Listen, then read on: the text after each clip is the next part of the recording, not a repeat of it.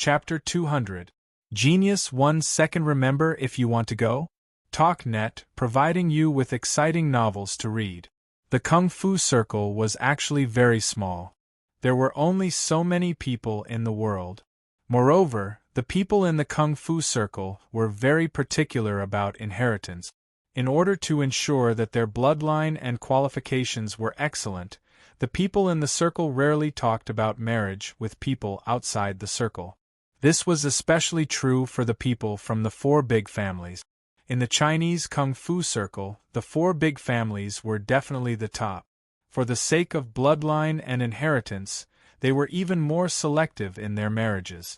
These people were very biased and looked down on the small sections. Therefore, a few hundred years ago, they set a rule together that the marriages of the direct descendants of the four big families could only be found within the four big families. Wang Yu was an unprecedented genius and was also a direct descendant of the Wang family. Therefore, when Wang Yu started to show his talent in martial arts, the other three families were already rushing to send their daughters away. The son of a genius was definitely a genius. Even if he couldn't be a genius grandfather and father, it would still be great to be a genius grandfather and father-in-law.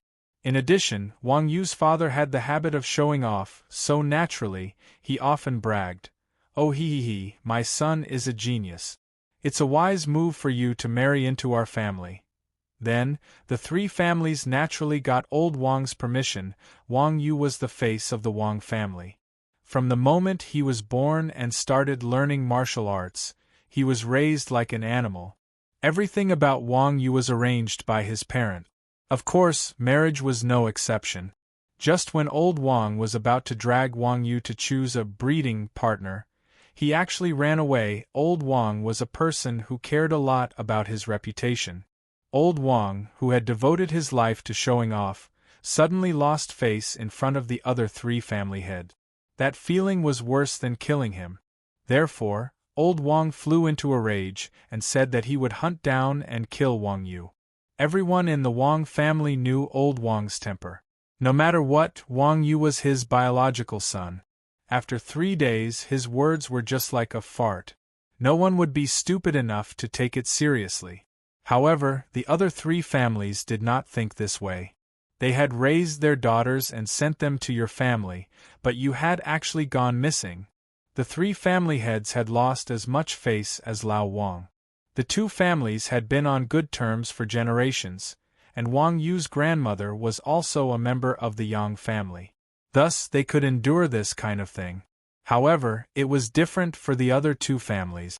They were large families with deep roots and had long been dissatisfied with Lao Wang's behavior of spreading his net everywhere.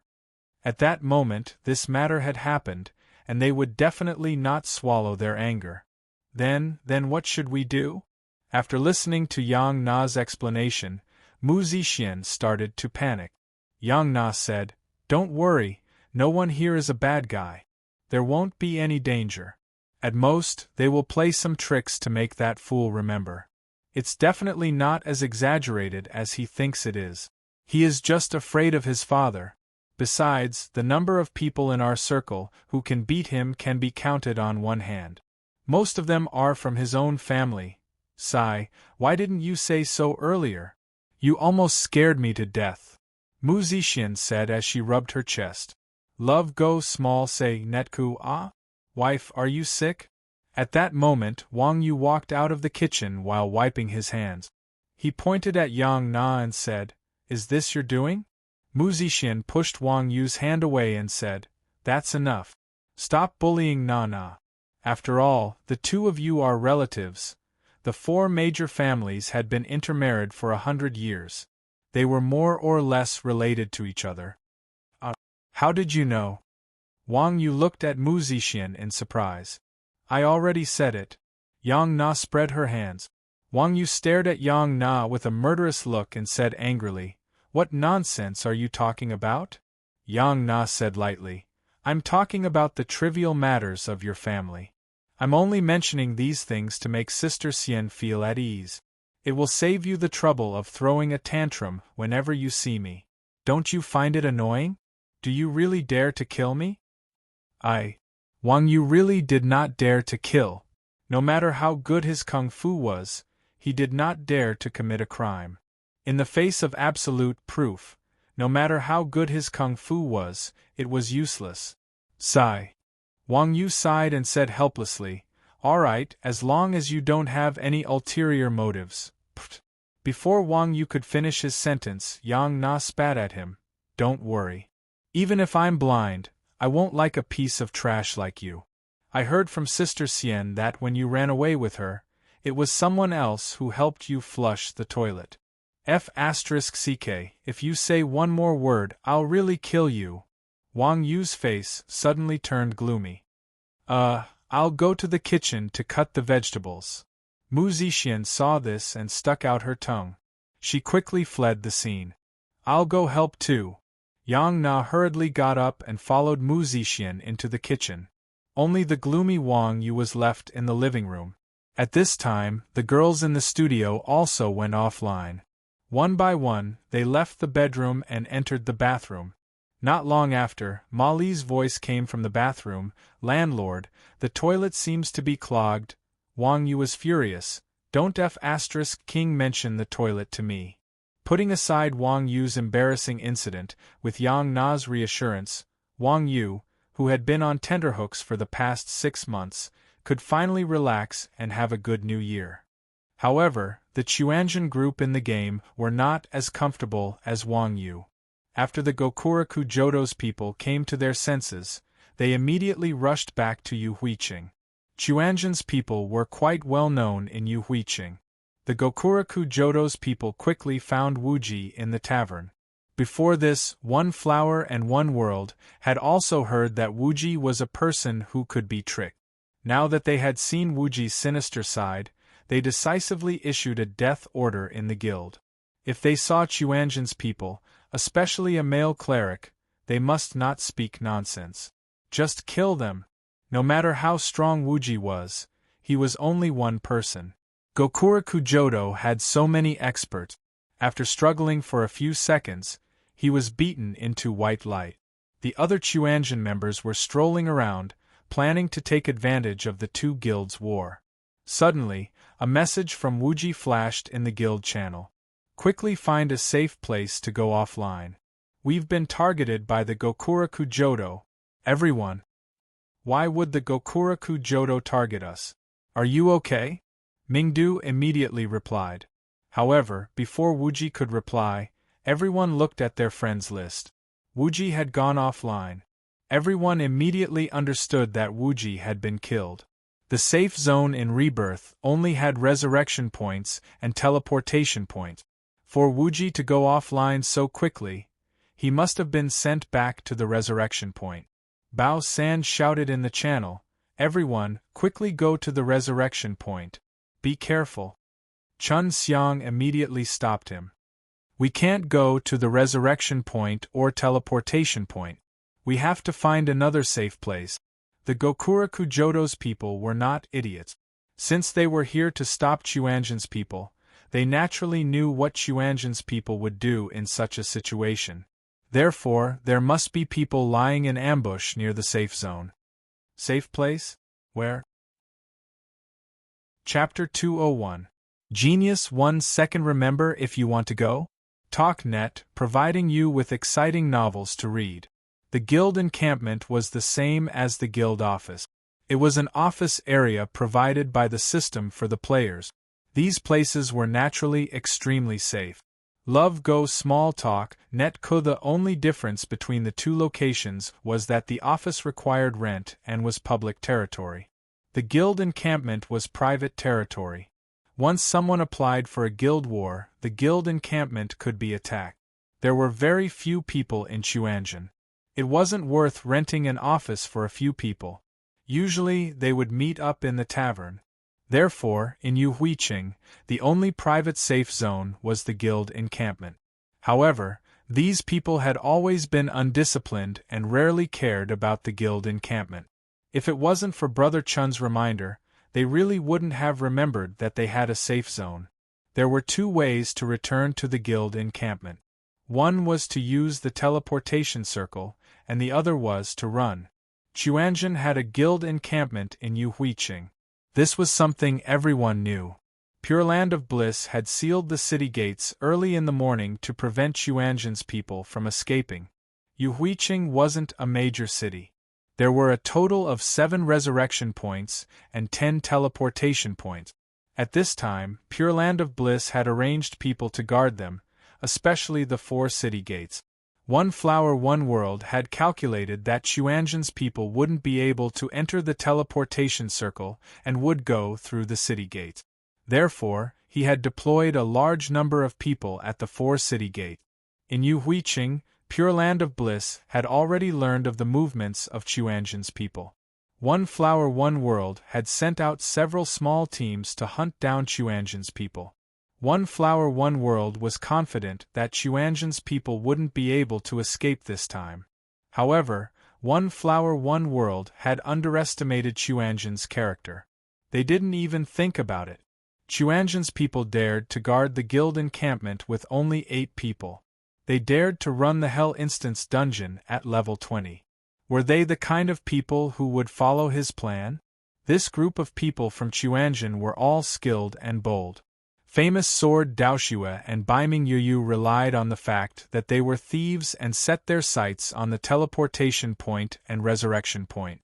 In the end, they saw that the players from Gokuraku Jodo had surrounded these few places tightly, and they couldn't squeeze through at all. Only then did they give up. However, the 2 of them knew stealth. Even if they didn't return to the encampment, they weren't afraid of being chased. They found a random corner and quietly logged off. Not only could Chun Xiang fly, but he also had countless control technique. Along the way, Brother Chun fought and controlled while retreating. After luring the pursuers into a dead end at the base of the city wall, he found a random corner and transformed into a cloud of black fog. Under the dumbfounded gazes of the pursuers from Gokuraku Jodo, he openly flew out of the city. To place one's pride, this unlucky child had become addicted to leaping onto roofs and vaulting over walls after being blocked once.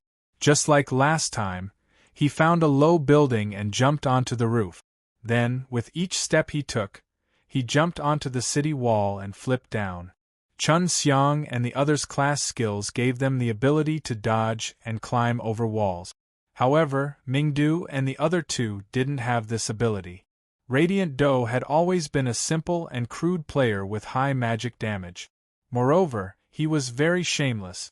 After luring the pursuers into an alley, he raised his staff and cast 2 Yoi skills.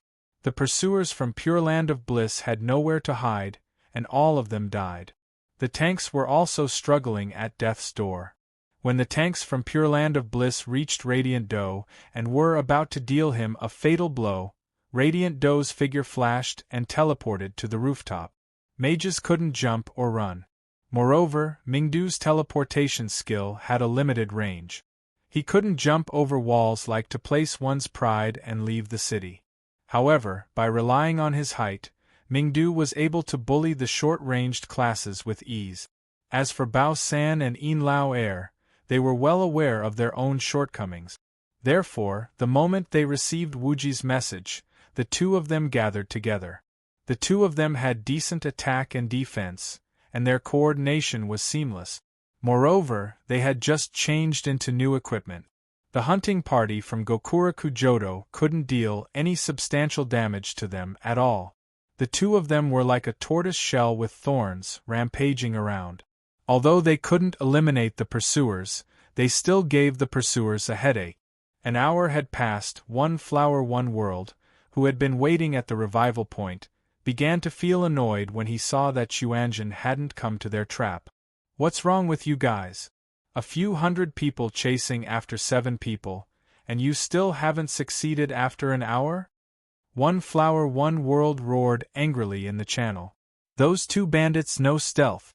We can't keep track of them at all," the players from Gokuraku Jodo retorted.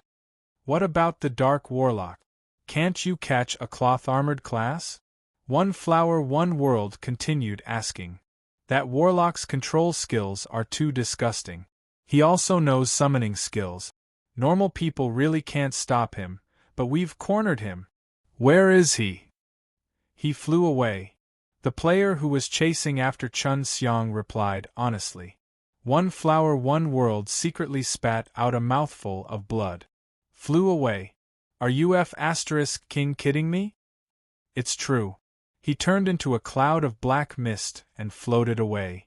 The player said, Damn it, what about the others? Don't tell me they flew away too? One flower, one world suddenly felt a little uneasy. They didn't fly away, but their Grandmaster of Combat knows how to walk on the roof. He jumped over the wall and escaped. The player who was chasing to place one's pride replied. F***ck. What else? One flower, one world's forehead began to sweat. Damn it, these guys really didn't follow the rules. They actually didn't go through the door, but the wall. That wizard is on the roof. He King killed so many of our brothers. Requesting air support, the two warriors are too tough. We can't fight them at all. Requesting fire support. Strength was determined by comparison. The two teams that were chasing after Mingdu and Bao San were initially embarrassed that they couldn't handle their target. Now that they heard that the others had lost their target, they instantly felt like the pot calling the kettle black. They actually had the cheek to ask for reinforcements. Coordinates. One flower, one world shouted. A few hundred people were chasing after 7 people. Not only had they lost more than half of them, they couldn't even handle the remaining 3. One flower, one world's mood was indescribable. The second alley in the south of the city. The wizard is here. South of the city's trading street. 2 warriors are here. Brothers at the stronghold, don't move. Everyone else, form up and surround them. Don't let them escape. After one flower, one world gave the order, he led his men and rushed towards the south of the city. While the people from Gokurakujodo changed their battle strategy, in the Chuanjian Channel, Mingdu said to the other 2, second bro, third bro, they can't catch us. They'll definitely need reinforcements later. We can't fight alone anymore. Otherwise, we won't be able to handle their firepower. In Chuanjian, the ones with the most ideas were Wuji and Chun Xiang. Now that both of them weren't around, the burden of planning fell on Mingdu's shoulders. Although Mingdu often came up with bad ideas, Bao San and Yin Lao Er weren't the type to use their brains. Having someone to plan was better than nothing. Then what do we do? Come to the second alley in the south of the city. I found a very good location. Chapter 202. Genius 1 second. Remember love go away? The internet provides you with exciting novels to read. When they received Mingdu's message, Bao San and Yin Lao Er were running around the trading street like headless flies. The 2 of them were stubborn and arrogant. The warlocks couldn't control them, the ranged classes couldn't attack them, and the melee classes didn't dare to get close to the warriors who could use whirlwind slash. At this time, the reinforcements from Gokurakujodo had yet to arrive. The 2 teams could only watch as the 2 of them broke through the defensive line and ran away. The trading street was only 2 streets away from Mingdu's location. It didn't take long for the 2 of them to arrive at Mingdu's location. In the alley, 3 archers from Gokurakujodo stood at the bottom of the alley and shot wildly at Mingdu. There were also 2 warriors protecting the archers. An archer's attack range was much further than a mage's. Mingdu jumped up and down like a monkey as he cursed, F***CKU. Do you dare to take 2 steps forward and blast your father to his heart's content? I owe my potions. I'll give you a gold. Do you dare to come and pick them up? The members of the Quanzhen sect had plenty of potions on them. Moreover, these potions were the most precious intermediate recovery potions on the market. Hence, Mingdu could barely hold on. However, this potion, which cost 50 silvers, made him wish he were dead. Stop talking nonsense. Your potions will run out sooner or later. You might as well save some money and surrender. The people from Gokurakujodo felt their hearts ache when they saw Mingdu gulping down potions as if they didn't cost anything. This type of potion had always been priceless. Ordinary experts would only carry 3 to 5 bottles to preserve their lives. However, This bastard was wasting it as if he was drinking water. Mingdu snorted coldly, "Humph! There will only be Chuanjin who will die in battle. There won't be a coward who will die. Then go to hell. Shoot." The people from Gokuraku Jodo gathered their firepower and fired another volley at the roof. As Mingdu dodged, he looked behind the Gokuraku Jodo's group. He saw Yinlao Air and Bao San sneaking up and preparing to launch a sneak attack. When everyone from the Pure Land of Bliss saw Mingdu's gaze, they immediately turned around to look behind them. Mingdu suddenly shouted, "Second brother, third brother, you're here." Everyone from the Pure Land of Bliss laughed upon hearing this. One of the warriors sneered in disdain, "Humph, I've long heard that the people of Chuanjin are despicable and like to trick others. Do you think you can bluff your father with this little trick?" Bang bang! Before the warrior could finish his words, two clashing sounds could be heard. Then, the world spun and the warrior was sent flying. The warrior took a few steps back and steadied his mind. Just when he was about to raise his head to see who had launched a sneak attack on him, he saw a huge shield that looked like a huge wall coming at him. The warrior couldn't dodge in time and was knocked unconscious on the spot. Immediately after, Yinlao Air took out his sword and turned to the warrior's back, slashing at the warrior's neck. After the stun effect wore off, the warrior brandished his sword to resist. Yinlao Air parried for a few rounds before Shield Strike's cooldown ended. He used Shield Slash to stun the warrior and slashed again, turning the warrior into white light. On the other side, Bao San also ended the battle after fighting 1 against 4. Bao San had obtained a new set of top-tier equipment. His attack and defense were among the best in the entire server. Moreover, Bao San was playing manual mode. He used collision brake to send the warrior flying. Then, he used collision inertia to follow up with whirlwind slash, turning 3 warriors into white light. Before the warrior could react, Bao San had already moved to his side and killed him with a series of combo attacks. Mingdu was dumbfounded as he watched from the roof. "Oh, Bao San, you're really different after changing your equipment. You've improved so much? Second brother can't do it. Why does it take so long to fight a warrior? I can kill him with a wave of my hand. F***CKU. Motherf** Ker, this F** king damage is really disgusting." Yinlao Air wiped his sweat. While he scolded Mingdu, he also ridiculed his own class. "What? You didn't ask us to come just to let us see you get shot at here, right?" Bao San asked Mingdu. "We'll talk after we get up here. Their reinforcements are almost here." Mingdu said from the roof. "Up my ass. Let's hurry up and run." Yinlao Air raised his shield in front of him to protect himself and Bao San. He turned around and was about to turn around. Motherf** Ker, the warrior class was as heavy as a tractor. Was the upper room something they could play with? This Motherf** King Mingdu loved to joke around. "Want to run? Hee? Do you think you can run away?" At that moment, a group of people surrounded the entrance of the alley. The person in the lead was none other than One Flower One World. "Kill them!" One Flower, One World didn't want to waste time with Chuanjin's people. He raised his hand and commanded his subordinates to charge forward. Yinlao Air and Bao San were blocked in a dead end. With so many people attacking, one shield definitely wouldn't be able to protect them. When the time came, the 2 of them would definitely die. Mingdu continued to shout from above, "Look at the guild channel. Hurry up and stop wasting time." When Yinlao Air and Bao San heard this, they opened the guild channel and looked at each other. Bao San suddenly jumped up. Yinlao Air crouched down and rolled under Bao San.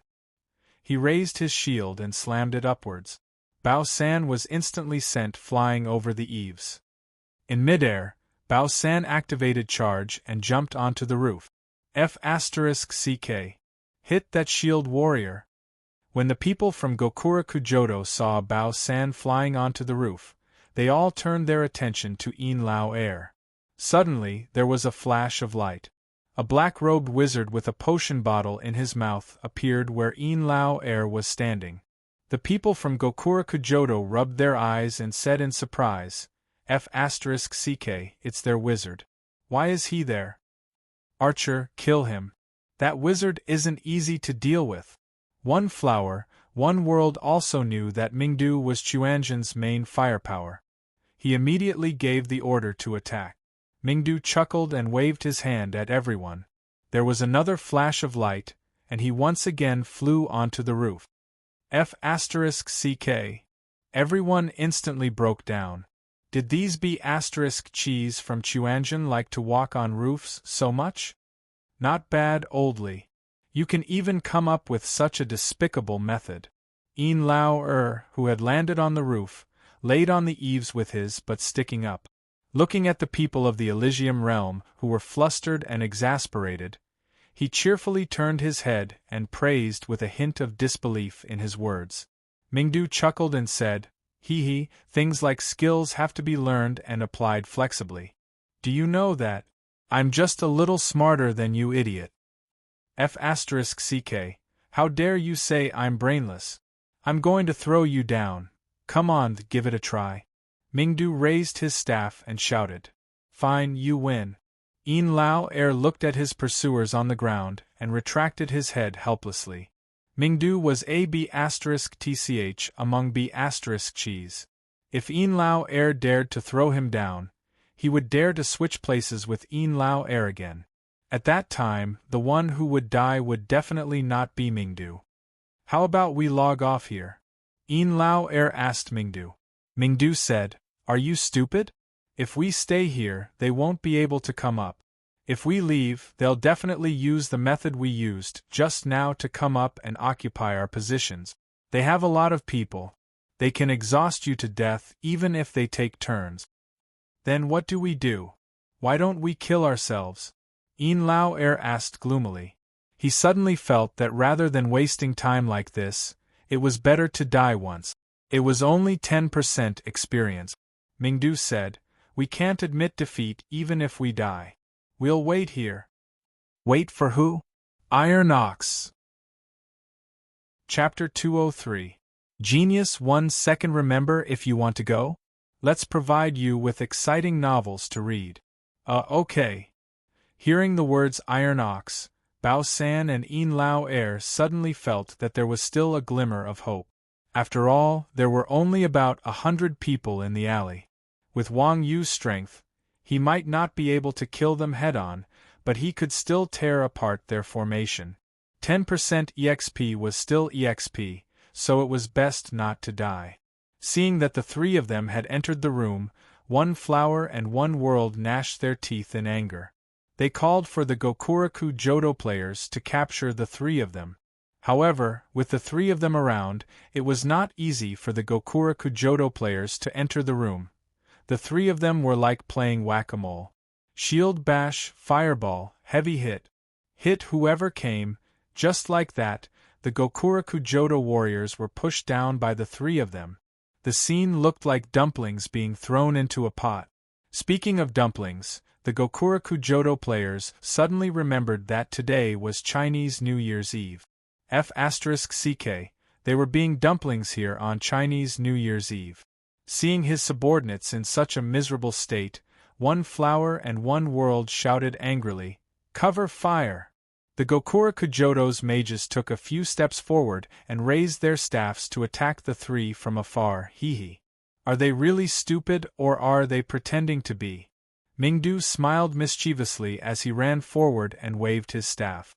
In an instant, the ground was set ablaze, and arrows rained down from the sky. The Gokuraku Jodo players under the eaves were instantly killed. Fortunately, Chuanjin and the others successfully defended the guild encampment and rewarded Yu Huiqing quite a lot of honor. Otherwise, with so many people killed, why would the Gokuraku Jodo players need to come out? The guards had to do justice on behalf of the heavens. F***ck. Come back. Archers, shoot them. One Flower and One World was dumbfounded. They hurriedly called back the remaining mages and sent out a class with longer arms. Yin Lao Er snorted coldly. With a clang, he placed his giant shield in front of him. The giant shield was like a wall that protected the three of them. An archer's armor pierce could only pierce through armor. A shield was a weapon, and its defense depended entirely on its hardness and durability. Einlauer's giant shield didn't have much attack power, and its magic defense wasn't high either. However, its hardness and durability were insane. The archer's arrows only made dense clanging sounds when they hit it, but the giant shield only shook slightly. When the archers were unable to penetrate the shield, they would inflict a single point of damage to Einlauer. Although Einlauer had health regeneration equipment, Einlauer's HP gradually decreased due to the archer's concentrated attack. After shooting for more than 10 minutes, Einlauer's health finally fell below 50%. While the archers were celebrating, Einlauer took out a health potion and poured it into his mouth, instantly restoring his health back to full. Seeing the health bar above Einlauer's head suddenly full, the archers almost threw their bows away. Not only was he so resistant to shooting, he even had such a powerful health potion. What the F***ck? Don't use up all my arrows before exhausting them to death. Boss, my mom is calling me for a reunion dinner. The archer looked at One Flower and One World with grievance. One Flower and One World hurriedly comforted everyone. Don't worry. Intermediate health potions are hard to buy. They definitely don't have many. When Mingdu heard One Flower and One World's words, he laughed and threw a stack of intermediate health potions to the floor. He said with a smile, "It's just intermediate health potions. We Chuanjin have plenty of them. These are for you." One Flower and One World exclaimed, "Don't go over. It might be a trap." It really is intermediate health potions. The Gokuraku Jodo people took a closer look. It was indeed true. Ignoring One Flower and One World's obstruction, they all rushed forward. Intermediate health potions were good stuff that was hard to buy even if you had money. Only fools would not pick it up when it was right in front of them. However, just as everyone ran under the eaves, a fire emerged from the ground and surrounded everyone. My hands are shaking. I'm really sorry. Everyone, continue to pick it up. Mingdu shouted again. How could everyone fall for it a second time? They hurriedly retreated out of Mingdu's range, and watched as the stack of health potions was refreshed by the system.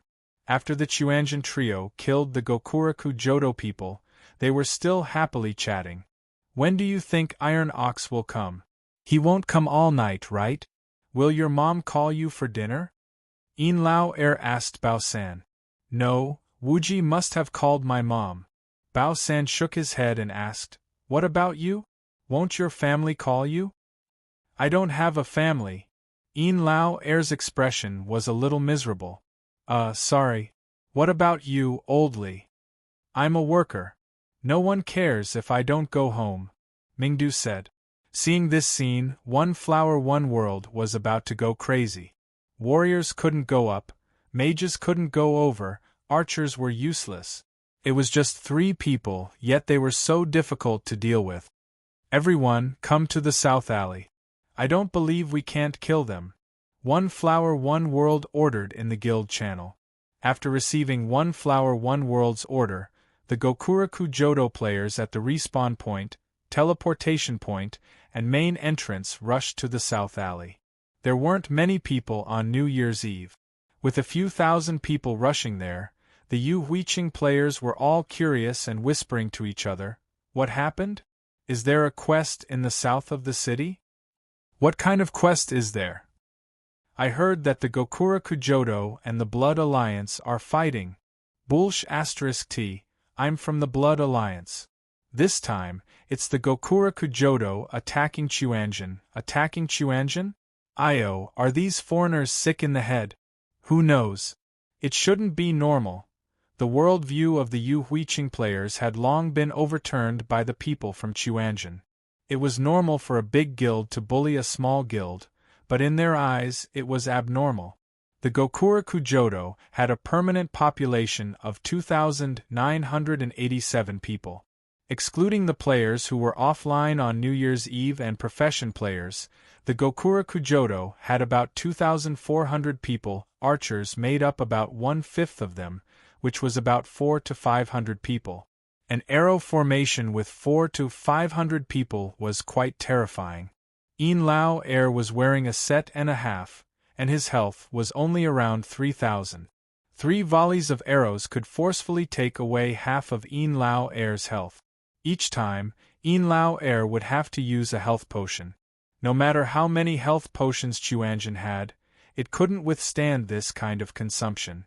It didn't take long before Yin Lao Air only had 1 set of health potions left. With Bao San's and Mingdu's, they could only last for about 10 minutes.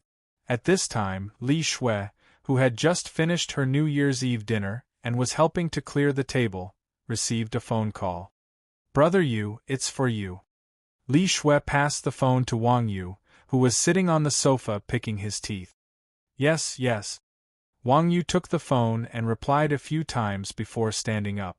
"Brother Yu, why is the leader of Wuji visiting you so early?" "Visiting my ass. They're fighting in the game, and he's asking me for help." Wang Yu passed the phone to Li Shui and walked into the bedroom. Chapter 204. Genius 1 Second. Remember if you want to go? Shua.net provides you with wonderful novels to read. Mingdu's group was on the verge of collapsing from the bombardment of Gokuraku's archers. It looked like they wouldn't be able to hold on for much longer. While One Flower, One World led his people to ravage Mingdu's group on the roof, he sent 7 groups of players to the resurrection point. He planned to completely trap the 3 at the resurrection point. After the chase, One Flower and One World had gained a better understanding of how difficult it was to deal with Chuanjin. They knew that these monsters were not easy to trap. Hence, the pair of players responsible for trapping Chuanjin were well equipped. They had crowd control, defense, and DPS to ensure that such an awkward situation would not occur again. When the encirclement team hurriedly returned to the street where the resurrection point was, at the entrance of the combat dojo, a tall Grandmaster of Combat suddenly came into view. The most eye-catching thing was that the Grandmaster of Combat had a Tai Chi yin-yang fish symbol on his chest. The yin-yang fish was glowing, and it was extremely arrogant. The Grandmaster of Combat's dojo has discovered a guy from Chuanjin. Colorless, the team leader in charge of surrounding the Grandmaster of Combat's dojo, sent a message to One Flower One World. One Flower One World replied, "Kill him first and block the resurrection point.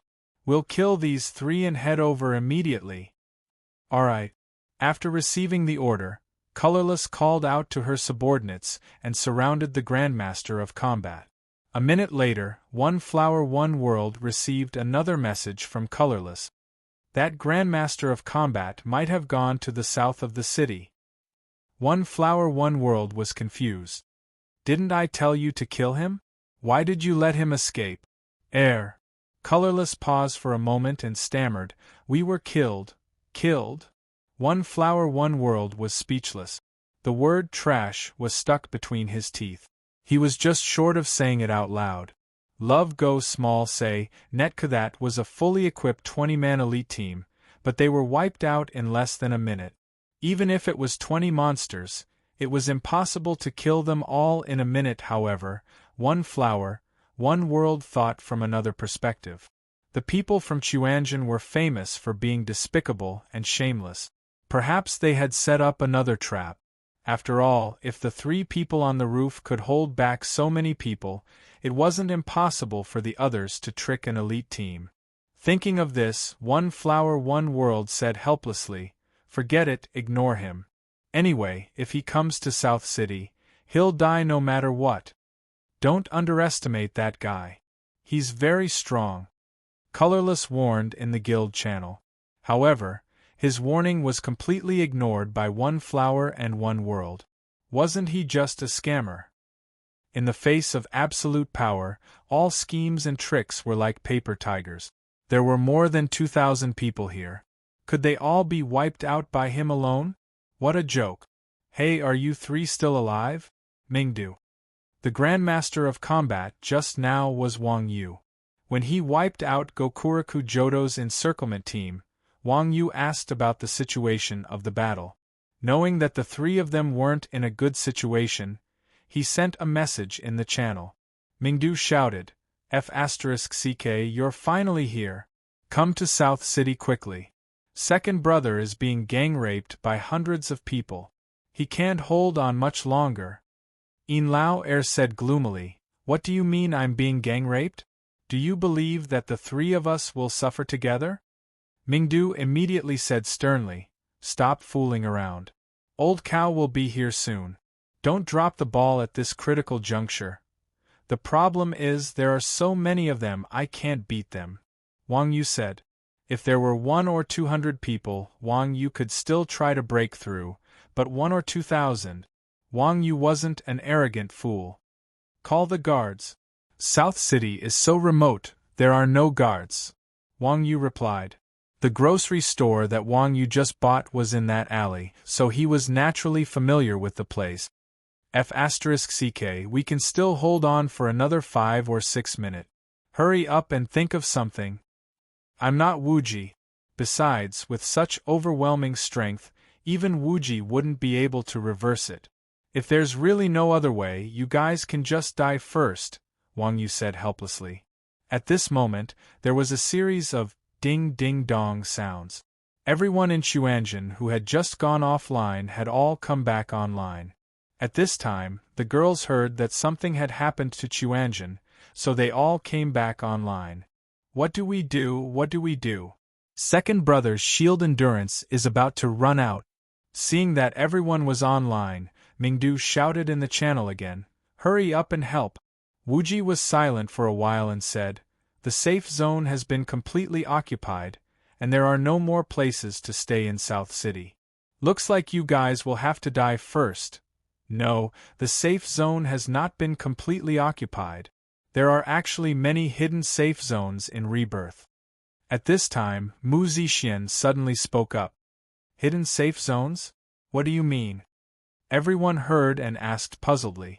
Mu Zixin said, In the system settings, residential areas are the safe zones. There are many residential areas in South City's alley. Yes, our shop is also there. Wang Yu also added. Shop? Wuji was slightly stunned and asked, In other words, as long as they hide in your shop now, they will be safe? Wang Yu scratched his head and said, I haven't had the time to take over that shop. I can't use the authority now. Everyone fell into deep thought again. Although they had not bought a shop before, as professional players, they still had some understanding of shop transactions. The handover of the shop had to be done in the shop with the NPC. At this time, the South City's alley had been blocked by the people from Gokuraku Jodo. Chuanjin's people could not pass through no matter what. Give me the authority, I will take over. Mu Zixin said. Wife, can you do it? Wang Yu asked worriedly. Mu Zixin said, It's okay, I am a new face in Chuanjin. Moreover, they won't make things difficult for a woman, right? I think it's okay. Wuji nodded. Okay my ass, I'm not your wife. Wang Yu was furious. Levels were not important to Mu Zixin, but under the full simulation, the feeling of being beaten to death was very real. Wang Yu could not let his wife get slashed. I will go with you. Yang Na also stood up at this time. I am also a new face. You only know how to mess things up. Wang Yu still did not agree. Mu Zixin smiled and said, With Na here, it's okay. If we die, you can kill them a few more times to avenge us. Since we are a team, we should be prepared to sacrifice ourselves. Hurry up and give me the authority. TSK, Sister Nyo's awareness is much higher than ours. The people from Chuanjin side. They were just a small team. They had always fought if they could win, and ran if they couldn't. They did not have much sense of team honor. At this time, Mu Zixin's words made their blood boil. Okay. Wang Yu always listened to Mu Zixin. At this time, when he saw that Mu Zixin's words were very reasonable, he hesitated for a moment and gave the authority to Mu Zixin. After giving the authority to Mu Zixian, Wang Yu said again, "Wife, don't worry. If they dare to touch you, I will stop them every day until they stop playing." When the people from Chuanjian heard this, a layer of cold sweat appeared on their bodies. They secretly mourned for Gokuraku Jodo. Chapter 205. Genius 1 Second. Remember if you want to go? Shua.net provides you with wonderful novels to read. The place where Mu Zixian and Yang Na logged off was near the city gate, so it was very close to the alley south of the city. Soon, the two girls arrived at the mouth of the alley. What did 2,000 people mean? Not to mention an alley, even a main street would be filled to the brim. This was also the reason why Wang Yu couldn't rush over alone. There was no place to dodge at all. He was crowded from all sides, and he couldn't fly out even if he wanted to. However, in order to make space for the archers, the majority of Gokuraku Jodo's players were standing outside the alley, filling up the entire street. When Yu Huiqing's players saw this, they knew that the big guilds were bullying them, so they took a detour. In the game, girls were always very popular. Therefore, when the two girls approached, the people from Gokuraku Jodo didn't frown at them like they did with other people. They just smiled and said, "Girls, there's a problem here. This road is blocked, ah?" Mu Zixian pretended to be scared and said, "But I have to go to my shop." "In your shop? Where?" the player asked politely. "It's there." Mu Zixian pointed at the alley and said, "The sundry goods shop in the south of the city is my shop." "Is that so?" The player scratched his head and looked at the two with a troubled expression. Then, he sent a message to One Flower One World. "There are two girls here. They want to enter the alley. Miss? Could it be someone from Chuanjian? I heard that there are also 4 girls in Chuanjian. No love go small say, Netku, I'm a local of Yuhui City. I've seen those 4 girls. None of them are knights or archers." The player swore solemnly, "I'm a native of Yuhui City." "Alright. Let them in," One Flower One World said magnanimously. In the game, many people would try their best to show their generosity in front of girls, and One Flower, One World was no exception. After obtaining One Flower and One World's approval, the two girls entered the alley. Mu Zixian still had a slightly panicked expression on her face. This time, it was not a deliberate act. More than 400 people were madly shooting at the roof. The scene was still very frightening. Yang Na was different. This girl was like Wang Yu. She was bold because of her skills. She was very calm when she saw the Gokuraku Jodo's arrow array. Seeing Yang Na's expression, One Flower One World sensed that something was amiss. "Wait." When the two of them were less than 10 meters away from the grocery store, One Flower One World called out to them. "What's wrong?" Mu Zixian asked in panic. I heard that there's an NPC in the Mage Academy who knows shapeshifting. I'm afraid that someone might sneak in, so I have to check." One Flower One World said. "How?" Mu Zixian asked in a low voice. "During the transformation, you can't touch your face." "Let me touch your face." One Flower One World stared at Mu Zixian and said, "Holy sh*t, is this for real? Boss is so good at playing hoodlum, I really admire you." Upon hearing One Flower and One World's words, not only did Mu Zixian and Lu Yu's expressions change drastically, but the people from the Pure Land of Bliss also started discussing amongst themselves. Mu Zixian glared at One Flower One World and said angrily, "This is harassment." One Flower One World smiled and said, "I can't help it. This is official business. If you don't want to, you can leave." As he spoke, One Flower One World walked forward and extended his hand to touch Mu Zixian's face. Duang!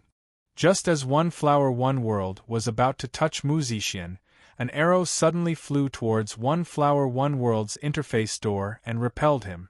Hiss! This gave One Flower One World quite a fright. This guy was a warrior with top-notch equipment, but he was actually shot by a girl on the roadside with an arrow.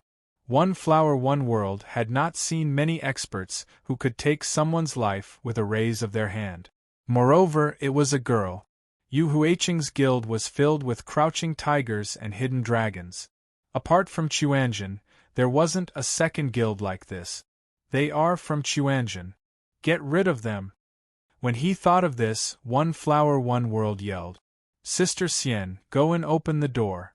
I will block them. Yang Na shouted and shifted her feet. She dodged One Flower One World's greatsword and raised her hand to kill an archer in front of Mu Zixian. The alley was filled with archers. Once an archer was in the body, they would lose all their fighting strength. No matter how bad Mu Zixian's skills were, she was still a knight. She lowered her head and charged forward, head-butting. The distance of charge was 500 yards. All the archers within the range of Mu Zixian's 5 charge were sent flying. 500 yards left, Yang Na followed behind Mu Zixian with strange footwork. She avoided the entanglement of the archers behind her while shooting at the archers in front of Mu Zixian, clearing a path for Mu Zixian. However, no matter how mysterious her footwork was, it couldn't withstand the simultaneous attacks of hundreds of archers. In the next second, Yang Na was shot into white light. Mu Zixian was still 3 meters away from the grocery store when the Chuanjin Guild received the news of Yang Na's death. Their faces turned gloomy. From the perspective of the game, the death of Yang Na and Mu Zixian wasn't a big loss. However, if this operation didn't succeed, Mingdu and the other 2 would undoubtedly die. These 3 guys had killed many people on their way to escape. Although Yu Huiqing's honor could prevent them from being chased by the guards, their losses after death were still calculated according to PK value. With the PK value the 3 of them currently had, if they were killed, it was estimated that even their underwear would drop. Even their level would drop to 15. Such a loss was truly immeasurable. After Yang Na was killed, everyone turned their attention to Mu Zixian. Mu Zixian's skills were very low, and she was scared silly on the spot.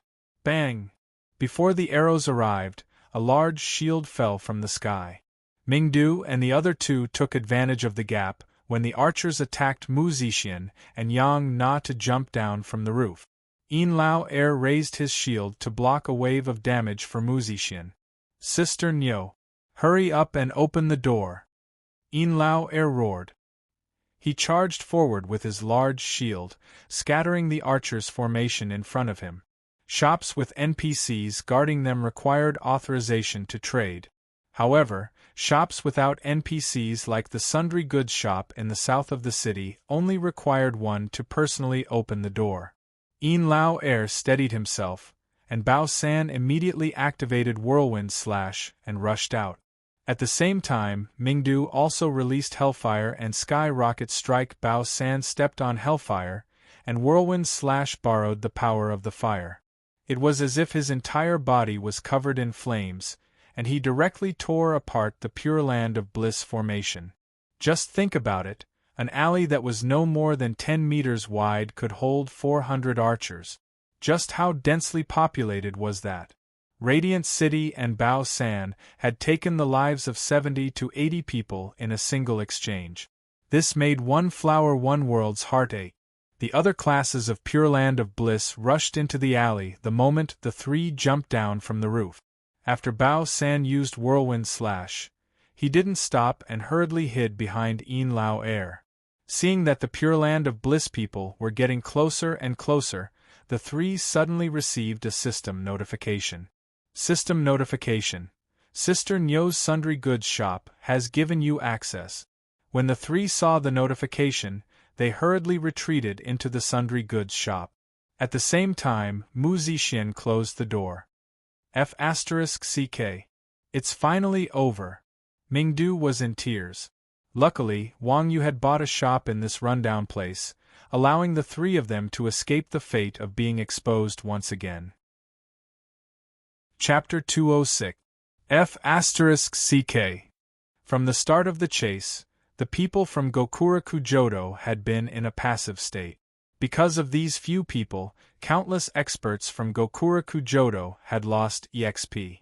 They finally managed to block the three guys and were about to kill them, but who knew that the cooked ducks would fly away? One flower, one world's grievances were indescribable. Bam! One flower, one world's resentment grew stronger as he kicked the broken door of the grocery store. This was a private place that had been closed off. With the support of the system god, not to mention this broken door, even the paper on the window, the flower, and the world couldn't be damaged in the slightest. However, at this moment, the door of the grocery store opened a crack, and Mingdo peeked outside. He stretched out his finger and hooked it at one flower, one world. Flower, come here. One flower and one world was so angry that they lost their mind. They actually took a step forward and looked in through the gap of the door curiously. Suddenly, four large hands reached out from the crack and pulled one flower, one world's head in. Then, with a forceful push, one flower, one world was stuck in the crack. F***ck, come and save me! One flower, one world turned pale with fright as he struggled to pull his head out. This guy probably didn't even pass physics. How could he pull his head out in this situation? Of course, it was even more unreliable to knock his head in. Did he really think that the system was joking? One flower, one world was already on the verge of death. Now that he was being ravaged by Bao San and Yin Lao Air, the people from Gokura Kujodo didn't even get close to him before they turned into white light. Chuanjin, I won't let you live! One flower, one world roared madly in the revival point. When the players from Yu Huiqing saw this scene, they all looked at him with pity. Half of them were pitying this person's bad luck for offending Chuanjin. The other half was pitying Zhang Xian's intellect. After all, he was at loggerheads with the Quan Zhun sect. What do we do now? They blocked the store. Mu Zixian asked. Wu Ji calmly said, It's all right, they will disperse very soon to regroup. In the next 10 minutes, the few of you from the grocery store should find a teleportation point and stay there. Other than Iron Bull, everyone else should come to the church. Then what should I do? Seeing that Wu Ji had excluded him from the plan, Wang Yu asked gloomily. From now on, you just have to chase after one flower and one world. Just now, not only did he ask someone to shoot your wife, he even touched her personally. Do you know that? Holy shit.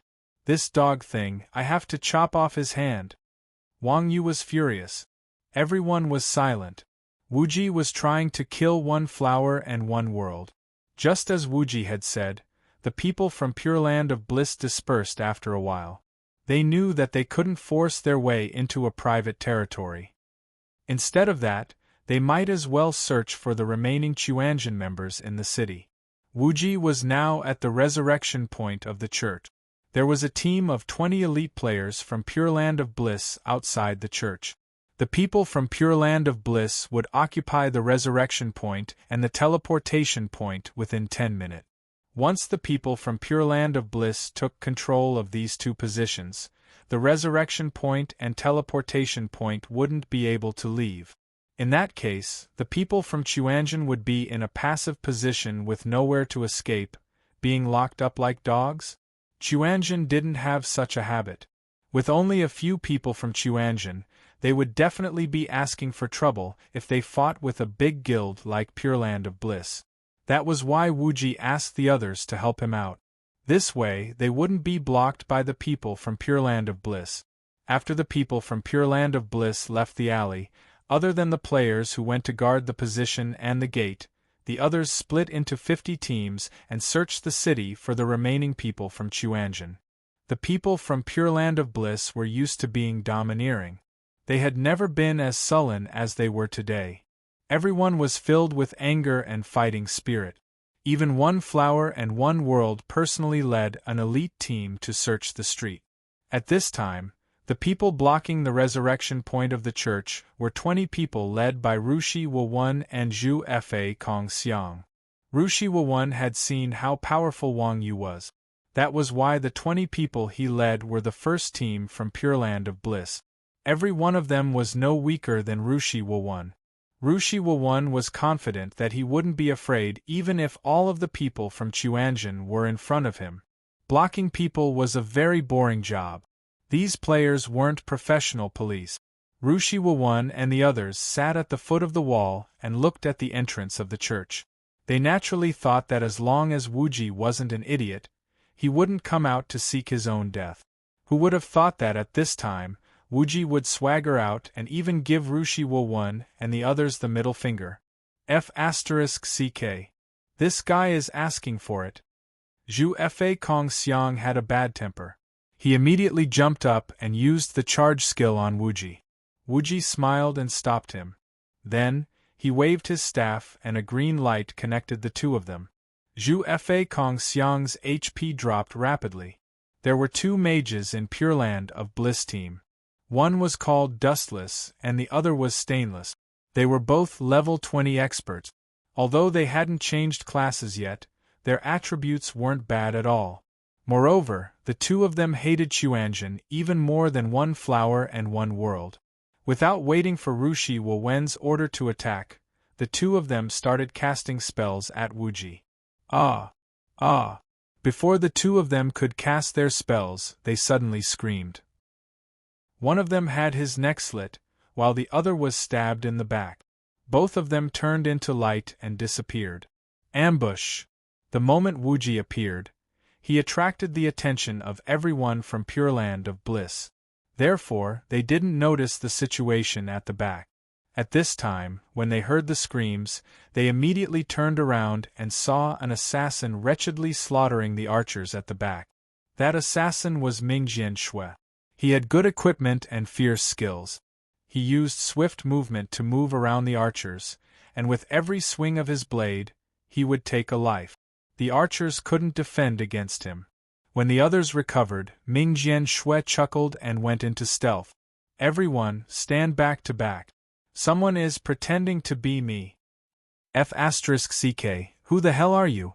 At this time, two voices rang out at the same time. Everyone turned around and was stunned. They saw two Rushi Wawan smashing their staffs at each other. Why are there two of them?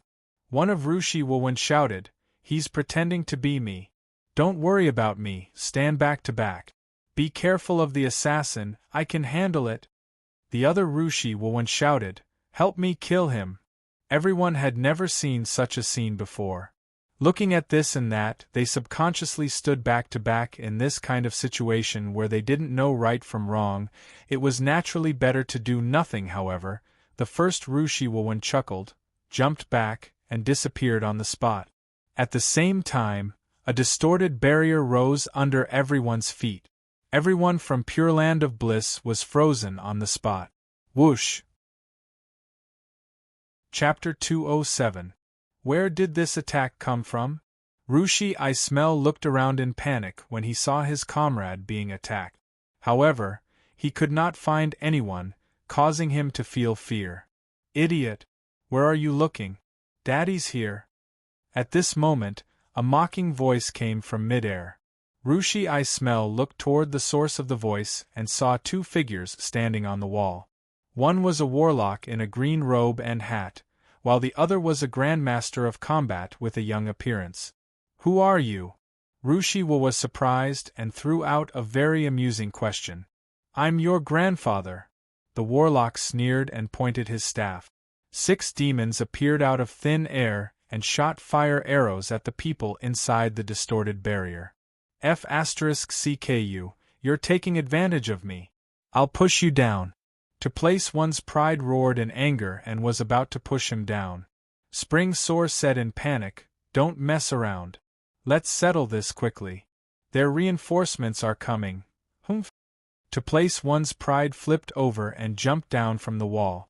He kicked Rushi Ismail's face with Eagle Stamp. Rushi Ismail was a guardian knight. Without teammates, his combat power was not very high. To place one's pride was no match for him. With the help of famous Blade Shui and North Sea has Fish, the three of them sent Rushi Ismail to the resurrection point in one round. Toxic Nova was a very powerful damage output skill. Spring Source Poison was also a rare potion. The health of the people who were frozen by Spring Sword dropped rapidly. Now that Rushi I Smell was attacked, the people inside the barrier died the moment Rushi I Smell died. At the same time, Wuji also sucked Dharma Kong Xiang to death. To the teleportation point. After dealing with this group of people, Chuanjun and the others left quickly. Meanwhile, at the next street corner, One Flower One World, who received Rushi I Smell's message, was about to rush over to help, but they were blocked by Wang Yu. As the saying goes, when enemies meet, their eyes turn red. The badge on Wang Yu's chest was very obvious. When One Flower One World's party saw this, they were overjoyed and quickly spread out.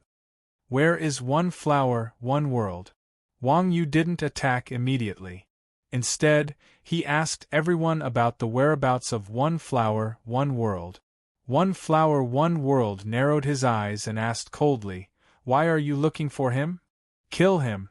As soon as the word "kill him" left his mouth, Wang Yu flipped his hands behind his back and fished out 2 dagger-wielding thieves. With a flick of his wrist, the 2 thieves cried out in pain as their daggers fell into Wang Yu's hands. Wang Yu grabbed the daggers in a reverse grip and lightly drew 2 arcs across the necks of the 2 thieves. At the sight of this, One Flower One World was slightly shocked. One Flower and One World had seen Wang Yu not long ago.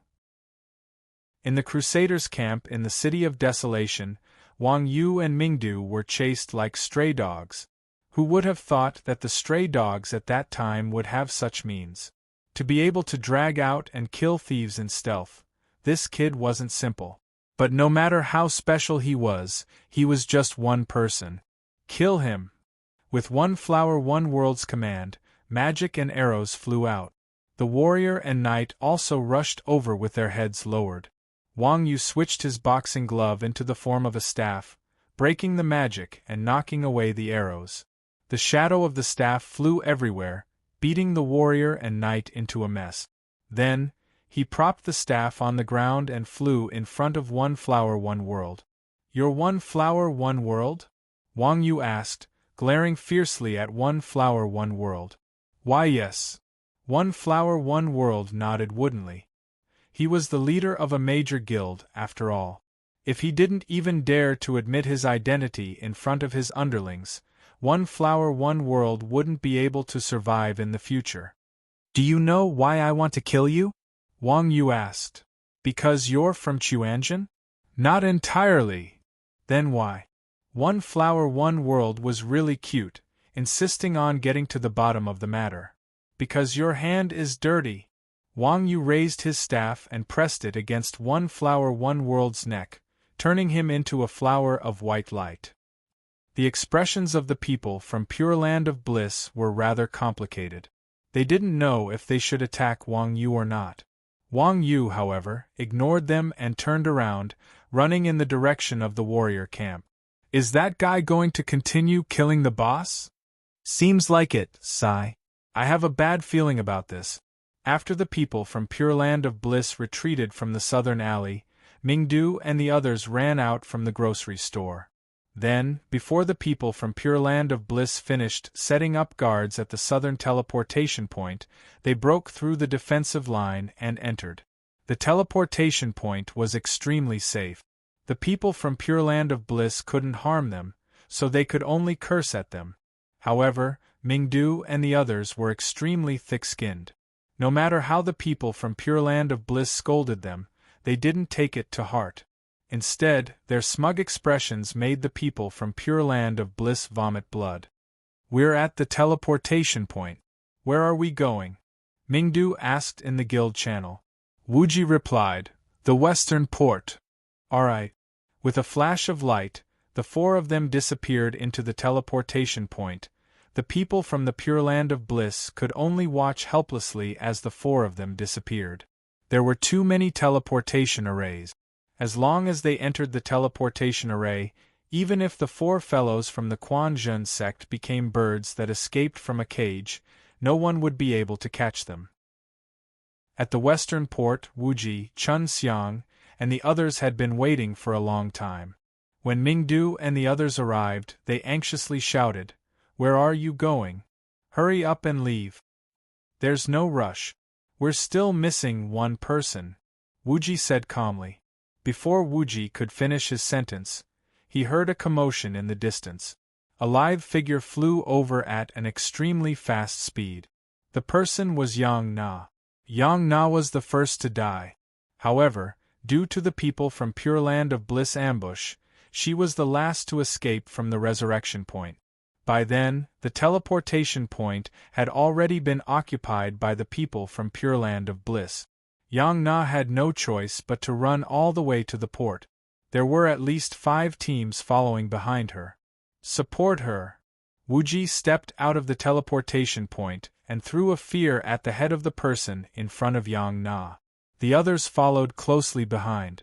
Under the protection of the melee players, they spread out their crowd control skills, clearing a path for Yang Na. Unfortunately, there were too many people from Pure Land of Bliss. Even after clearing the path, many warriors still rushed over and surrounded Yang Na.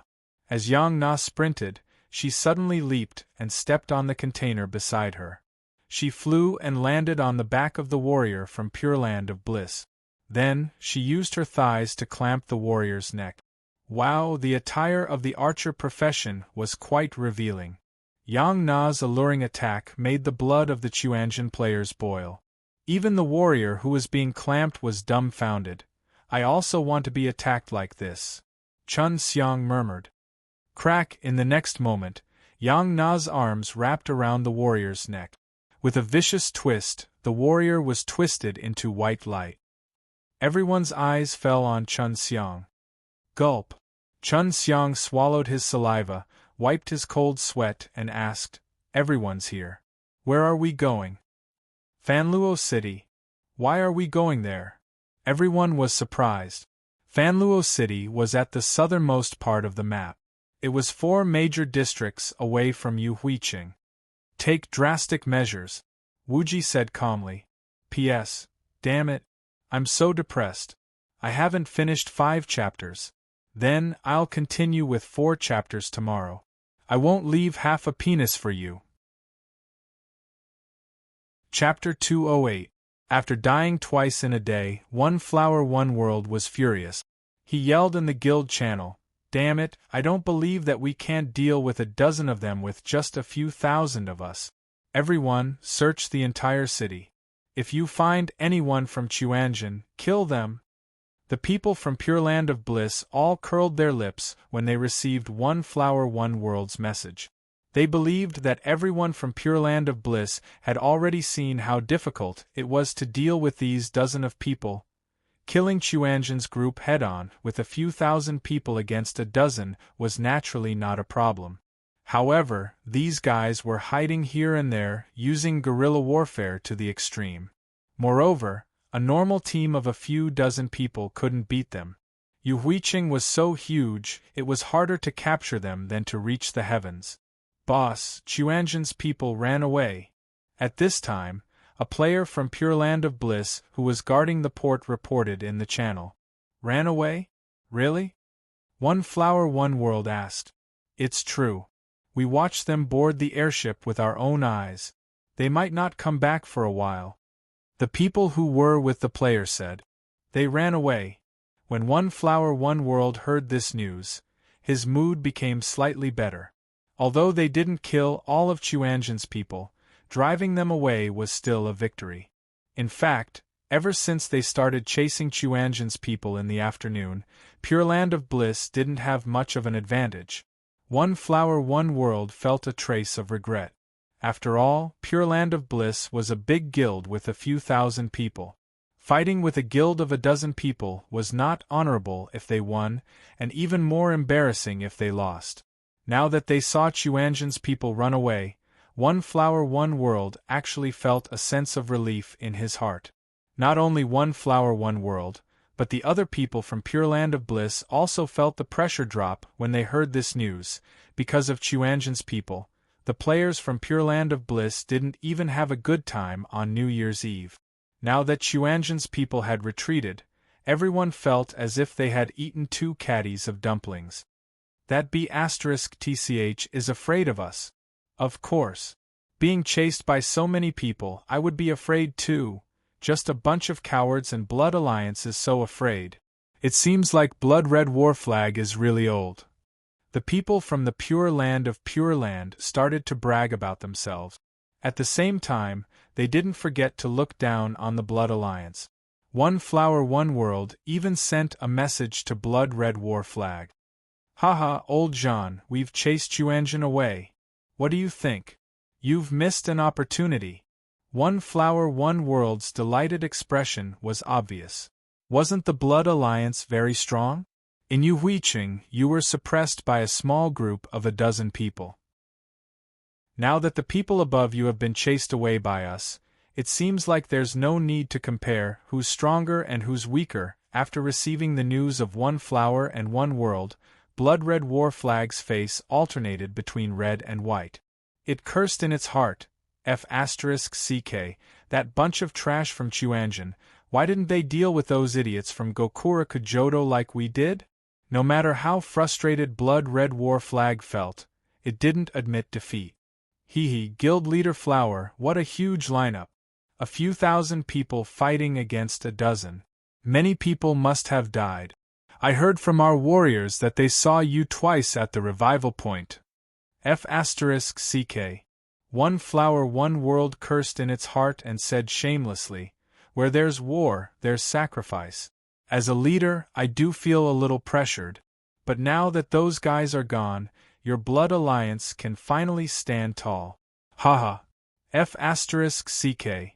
One Flower One World's victorious attitude made Blood Red War Flag grit its teeth. It had nothing to say and could only close the chat.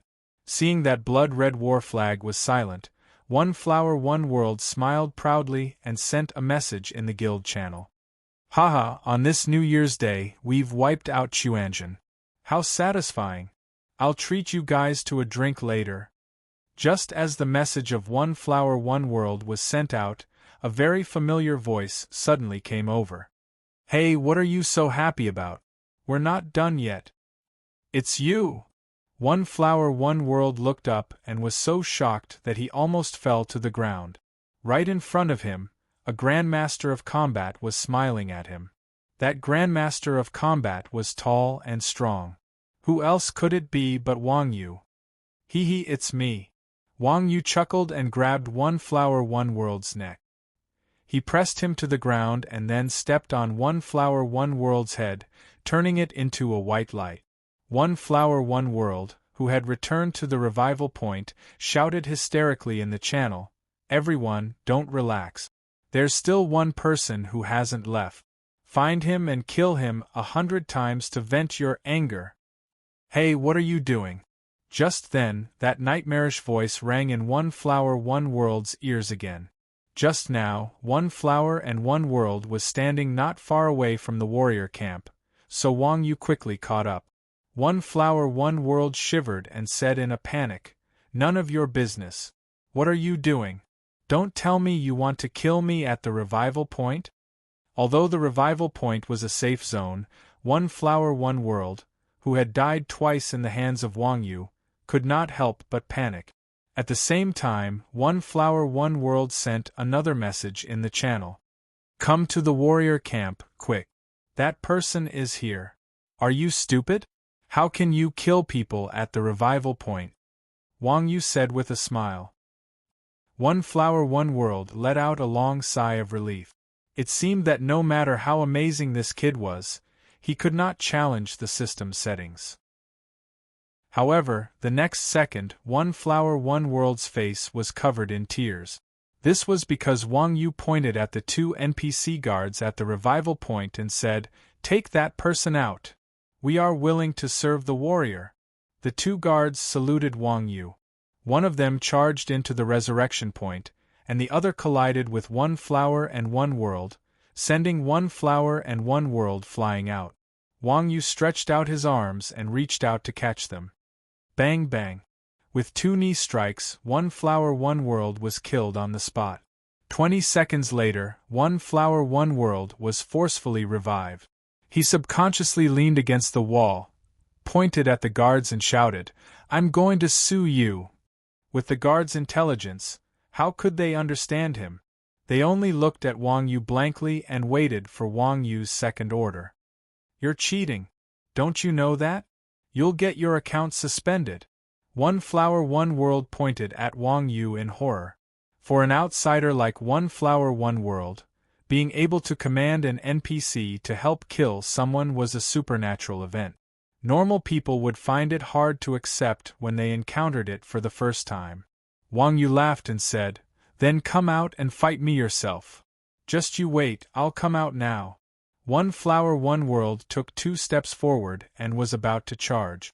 Wang Yu smiled and kicked back with his left leg.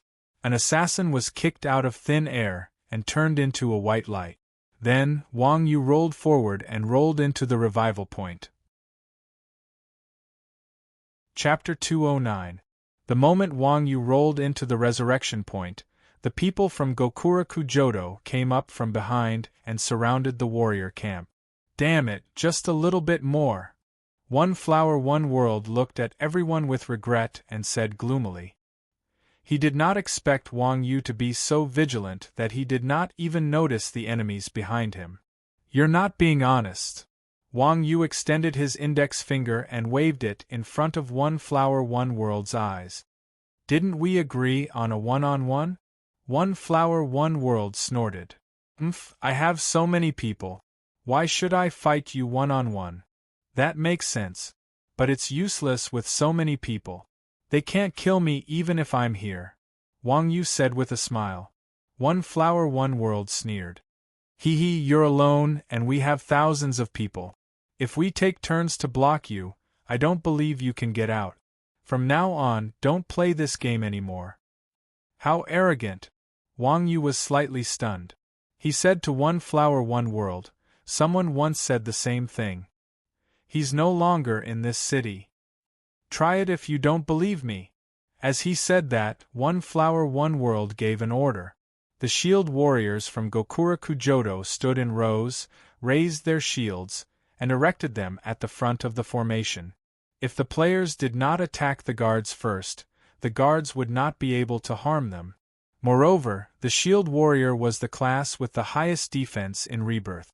When hundreds of shield warriors raised their shields, even the guards would not be able to break through the formation in a short amount of time due to the system's settings. Hee. Wang Yu looked around at everyone and leaped up.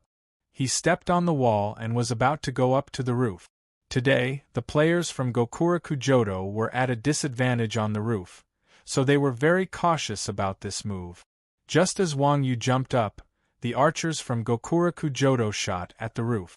Within the resurrection point, Wang Yu would not be harmed. However, the roof was not within the range of the resurrection point. Seeing this, Wang Yu was shocked and hurriedly turned back. Wang Yu's original intention was to leave through the roof, but who knew that the people from Gokuraku Jodo were already prepared? The roofs on both sides weren't within the safe zone, and there were hundreds of archers from Gokuraku Jodo. If they were to shoot 10,000 arrows at the same time, even Superman would be shot into the wall.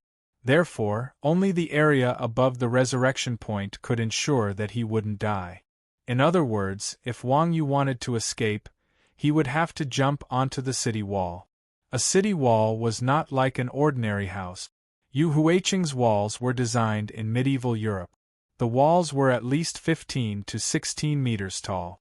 Even if Wang Yu used all of his movement skills, he would only be able to fly up to a height of around 10 meters. Moreover, due to the change in force midway, Wang Yu's initial point of force had disappeared, and his body was gradually falling. Hey!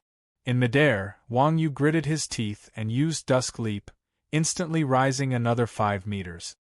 He was still 8 to 9 meters away from the top of the city wall. At this moment, 2 long swords suddenly appeared in Wang Yu's hands.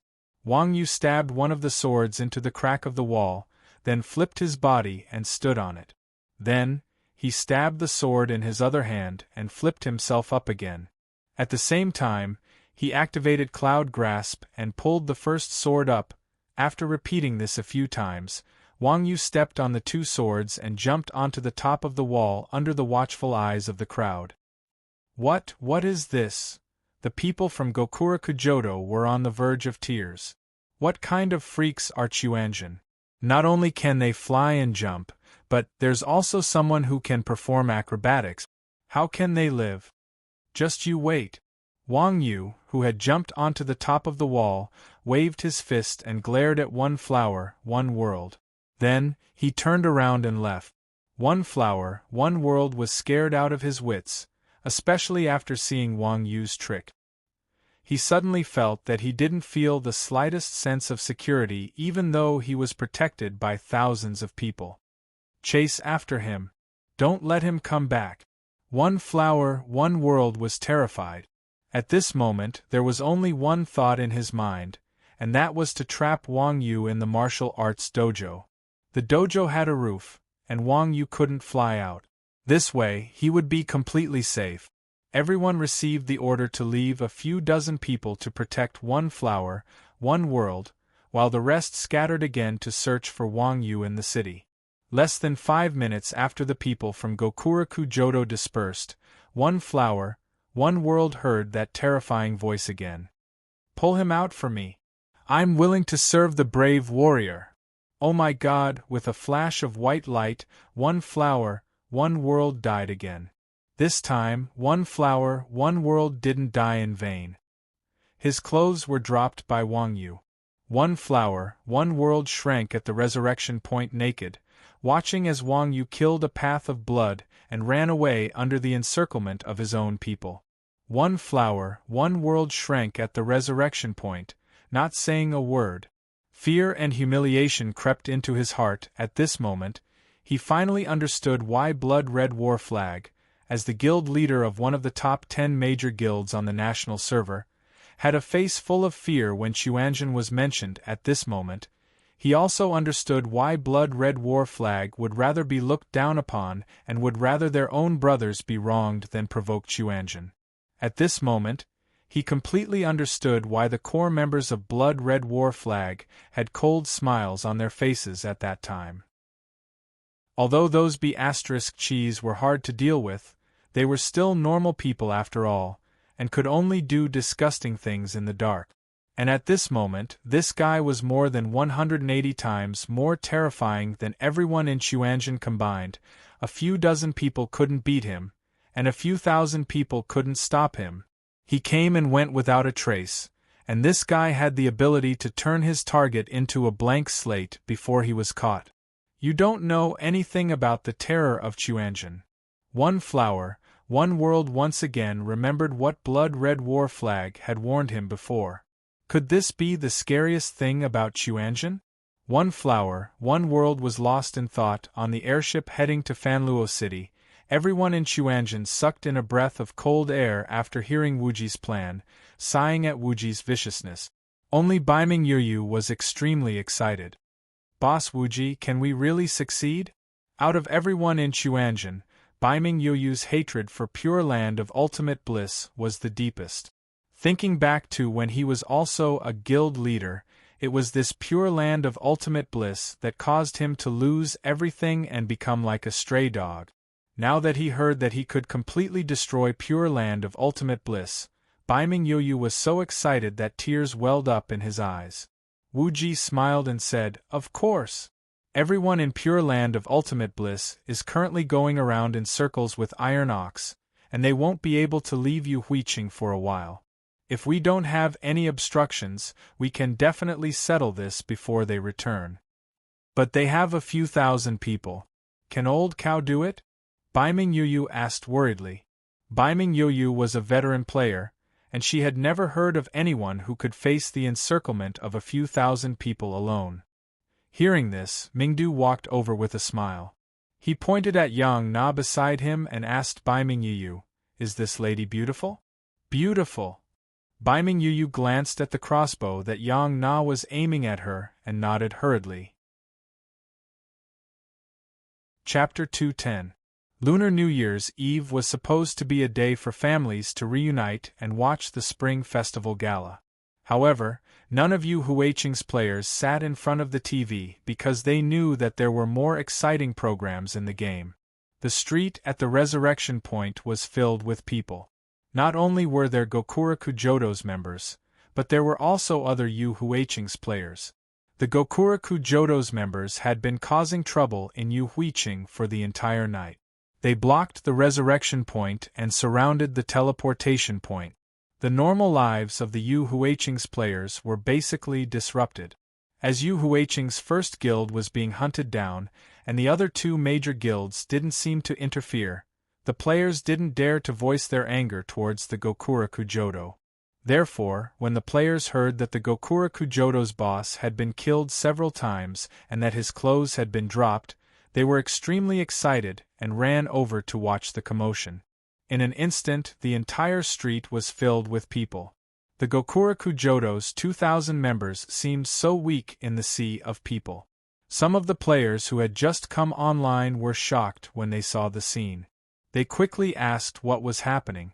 Therefore, the players told them, the Gokuraku Jodo is fighting with someone and is blocked at the resurrection point. F***ck, who's so awesome?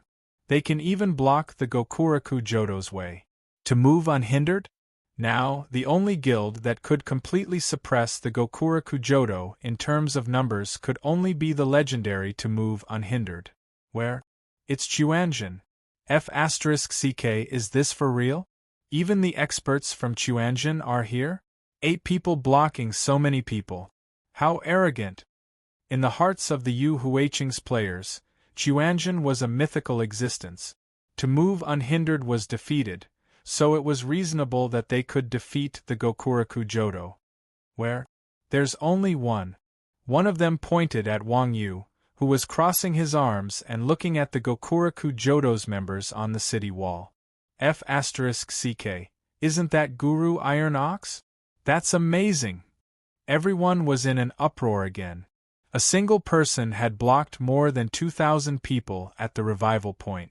This was something that they didn't even dare to think about, but it had actually happened right in front of their eyes. This game was really worth it. In the future, when they went out for a drink, they could brag about it. It wasn't a good feeling to be watched by so many people. The players from Gokuraku Jodo wanted to go offline. However, if more than 2,000 players were scared offline by a single person, they would lose face in the future. So, the players from Gokuraku Jodo braced themselves and crouched there with their heads lowered, afraid that they would be recorded. Wang Yu squatted on top of the wall and looked at the many people guarding one flower and one world on the ground. He didn't dare to go down and could only shout from the wall, "You can't act shamelessly like this. Do you dare to come out?" The people from the Pure Land of Bliss rolled their eyes and pretended not to hear anything. Meanwhile, the spectators were stunned again. F***ck, the people from Gokuraku Jodo are so cowardly. He's alone outside and doesn't even dare to come out. How dare he call himself a big guild? Blood Red War Flag was also among the players. When he saw this scene, he couldn't help but sympathize with one flower and one world. It wasn't because he was kind, but because they were in the same boat. Blood Red War Flag understood one flower and one world's feelings better than anyone else.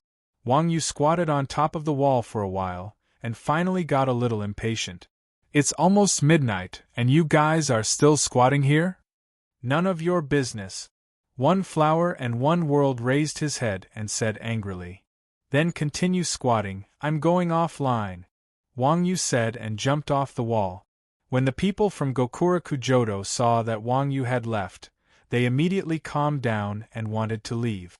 One flower and one world said in fear, "Please don't, that kid is definitely playing tricks. Wait a little longer."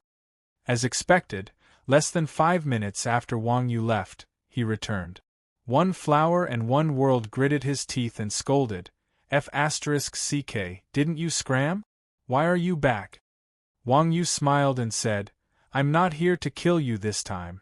Our boss asked me to tell you that there's a New Year's gift for you later." After saying that, Wang Yu left again, leaving behind the dumbfounded players from Gokuraku Jodo and the spectators who didn't know what was going on. New Year's gift? What New Year's gift? The people from Gokuraku Jodo were all stunned. Were these guys from Chuanjin masochists? After being chased for an entire night, did they get a thrill from being chased? All of a sudden, everyone inside and outside the revival point started discussing, guessing what kind of gift Chuanjin would give one flower and one world. Fanluo City was the biggest city in the 14th district of the south. At the same time, it was also the old nest of Gokuraku Jodo. Fanluo City didn't have a variable like Chuanjin. As one of the top 10 guilds in the national server, Gokuraku Jodo had no natural enemies. Naturally, they became the biggest guild in Fanluo City. At the same time, they were also one of the few guilds that had a guild base. Wuji led the people from Chuanjin out of the airship and went straight to the mayor's residence in Fanluo City. At midnight on the eve of the Lunar New Year, as soon as the New Year's bell rang, "Happy New Year to all players," was automatically announced in Rebirth. At the same time, an even bigger and more dazzling announcement flashed on the public screen. Announcement: Guild Chuanjin has initiated a guild war against Guild Gokuraku Jodo. Let us wait and see who will be the real overlord. The announcement flashed 3 times in a row. At this time, all the players in the game were excited. Chuanjin? Is it Yu Huiqing's Chuanjin? Why did they declare war on Gokuraku Jodo? The two guilds are worlds apart. Don't tell me there's a conflict between them? Judging from the names, one is Taoist and the other is Buddhist. Could it be a conflict of beliefs? Nonsense. Our country doesn't do that. I heard that Yu Huiqing's side isn't peaceful tonight. Gokuraku Jodo has moved out. First, they fought with Blood Alliance. Then, they chased after Chuanjin. It seems like they want to unify Yu Huiqing. Some players who like to browse the forums more or less knew some news. TSK, Chuanjin doesn't have many people. How can they benefit from such a guild war? Guild wars could only be initiated by guilds with a base. Once they started fighting, they had to break through head-on. They couldn't use guerrilla tactics. The difference in strength between the two sides was too great. No matter how strong Chuanjin was, they couldn't beat Gokuraku Jodo. Who knows? Anyway, those people from Chuanjin have always liked to do these kinds of things. The players from Yu Huiqing also saw the system announcement. Blood Red War Flag looked at one flower, one world with lingering fear. In his heart, he praised himself for being smart. Blood Red War Flag had been in contact with Chuanjin for more than a day or two. He had some understanding of these people who would seek revenge for the smallest grievance. However, he didn't expect that Chuanjin would choose to attack Gokuraku Jodo's base at this time. Although Pure Land of Bliss was a veteran guild filled with veteran players, the guild's residence was merely a symbol. If the guild were to be destroyed, they could rebuild it at any time. However, if the guild was destroyed, Pure Land of Bliss's reputation would take a huge hit. At the same time, they would lose a large number of talented players. This was especially true now that everyone knew that Quan Zhen sect was only a small guild with 10 or so people. Chapter 211.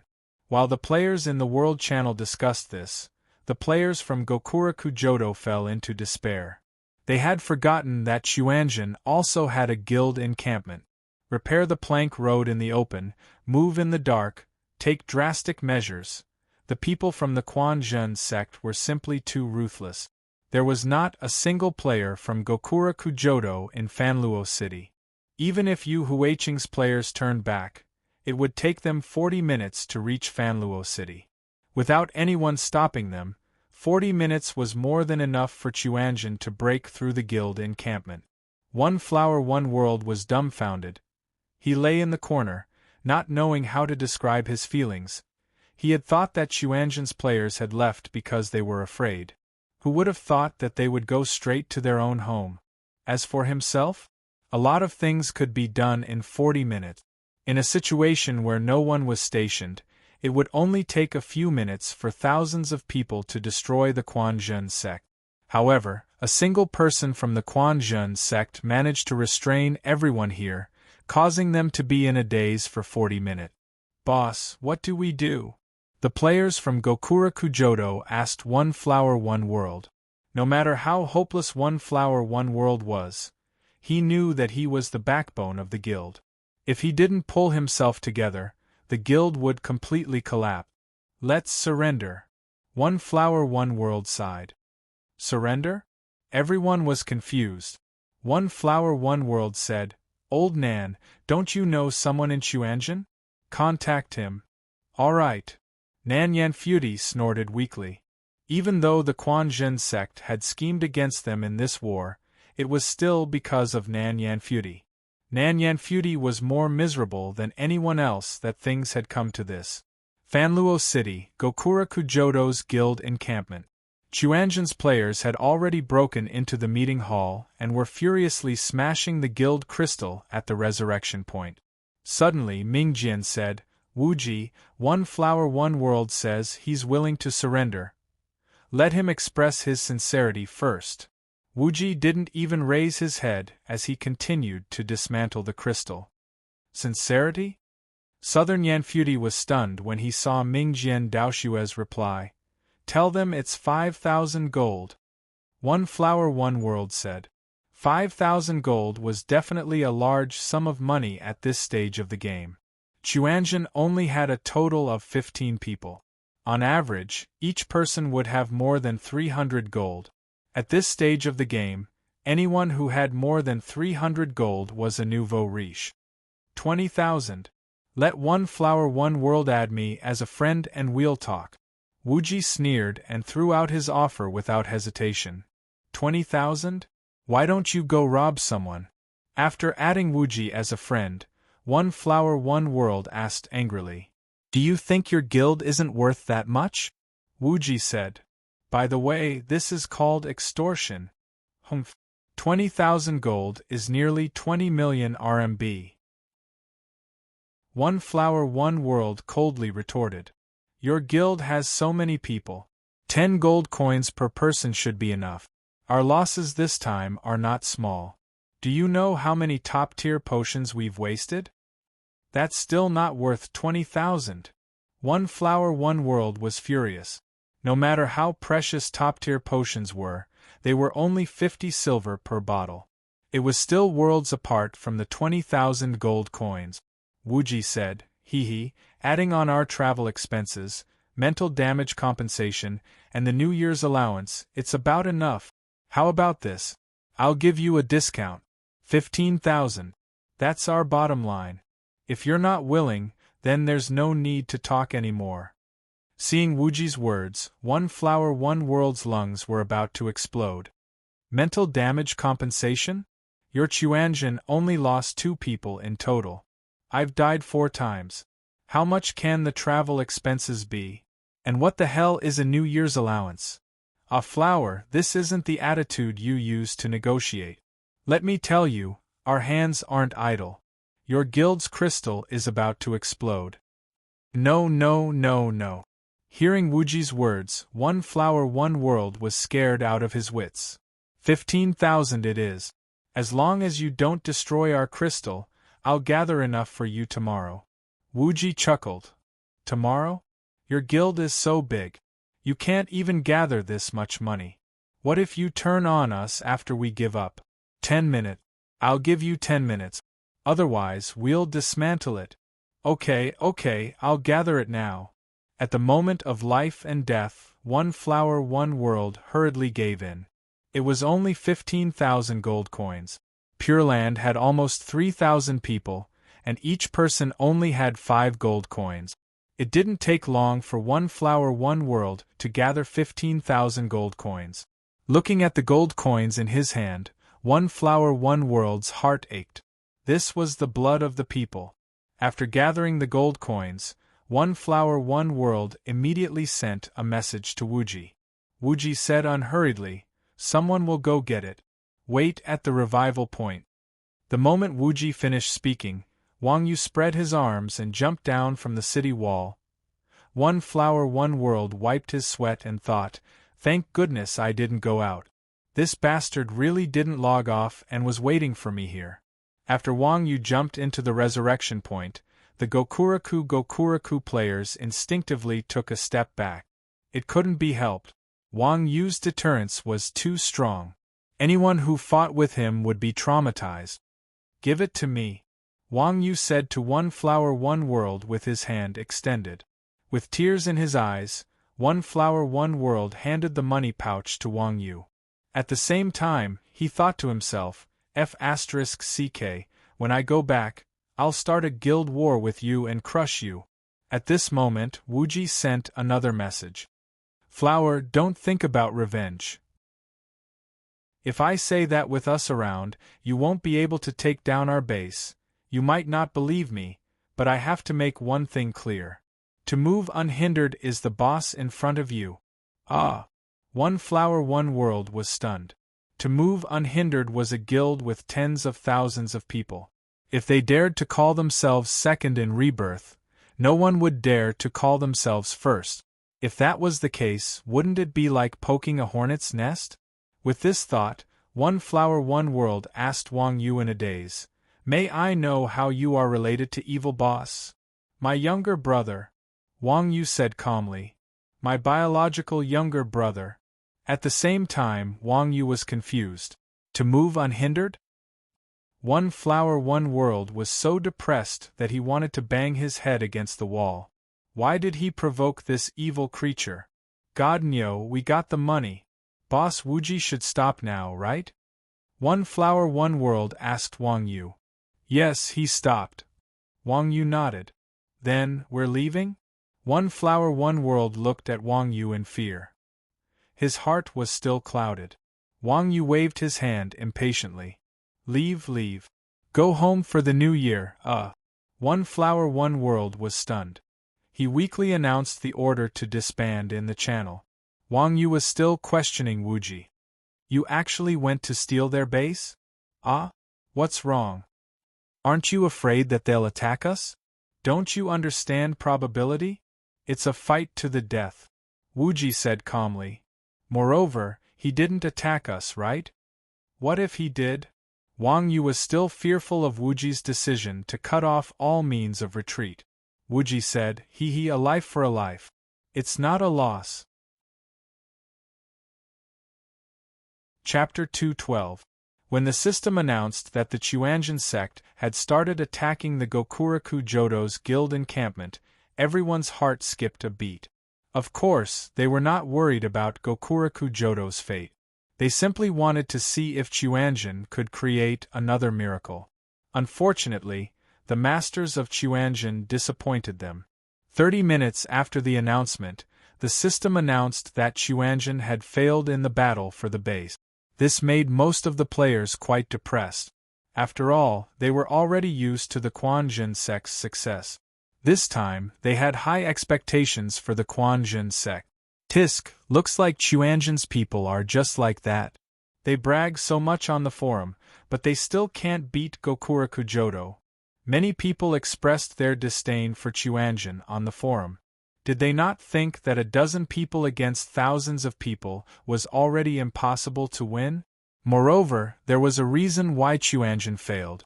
As the saying goes, the fox grieves for the rabbit, and all things grieve for their own kind. Other than Gokuraku Jodo, the guild leaders of many big guilds in Rebirth were the ones who paid the most attention to this matter. A dozen people against thousands of people. Such a crazy move was not unheard of in the history of the game, but without exception, it was a suicidal move. However, what Chuanjian did affected the hearts of all the guild leaders in Huaxia. This Chuanjian sect had never had a day of peace ever since the game's server had been launched. From time to time, they would always try to stir up some big news. Not only that, but they also King picked those unimaginable things to do. What was even more frightening was that they had never failed once. Chuanjian's actions scared the guild leaders and made them break out in cold sweat. It must be known that Chuanjian had once dragged down the number 1 guild in the country, 3 Evils Manor. This speculation was widely spread among the top circles of the game. After all, 2 of the top 10 guilds in Huaxia were formed after 3 Evils Manor went bankrupt, so they had a lot of say in the matter. Although there were many internal conflicts in Three Evils Manor that allowed Chuanjin to take advantage of them, it was still an unprecedented battle for 6 people against tens of thousands of people. Therefore, when they heard that Chuanjin had attacked Gokura Kujodo, these guild leaders really thought that these guys could create another miracle. However, when they heard that Chuanjin had failed, they finally relaxed and let out a long sigh of relief. Looks like even a variable like Chuanjin can't do it in the face of absolute numbers. Gokura Kujodo, who knew the truth, was naturally not so optimistic. They definitely wouldn't publicize such an embarrassing matter personally, but they were now facing a very dangerous situation. Yu Huiqing couldn't go on any longer. With Chuanjin around, Gokura Kujodo was just a bunch of cowards. They didn't have the kind of attitude that Blood Alliance had. Moreover, Gokura Kujodo's backline was empty, and this was no longer a secret in Fanluo City. Chuanjin had retreated, but there was no guarantee that other guilds wouldn't have designs on Gokura Kujodo. One Flower One World and the core members of the guild discussed it. Forget it, this broken city was a place that made them sad, they might as well go back home. Therefore, Gokura Kujodo's army of a few thousand people started their journey back home. Yu Huiqing's players all sighed. They didn't expect to see the Spring Festival in the game. When they were near the port, Gokura Kujodo's players met Chuanjin's group head-on. Gokura Kujodo's players lowered their head. They really wanted to destroy these shameless guys, but because of One Flower One World's orders, no one dared to do anything. When Chuanjin's group sloppily walked to the back of Gokura Kujodo's group, Baiming Yuyu's smile suddenly froze. Everyone followed Baiming Yuyu's gaze and saw a girl following beside Rushi. What I smell. At the same time, she was also looking at Baiming Yuyu. The girl's expression was very complicated, but it was reasonable. This girl thought that Gokura Kujodo was a big guild, and following Rushi what I smell, she would be able to eat and drink well. Who knew that this unlucky girl, Baiming Yuyu, would be chosen by Chuanjin? Gokura Kujodo's face was covered in dirt. "Io, there's going to be a good show." Mingdu grinned and muttered, "What do you think that girl will think? I think she'll regret it. She'll want to pounce on us on the spot."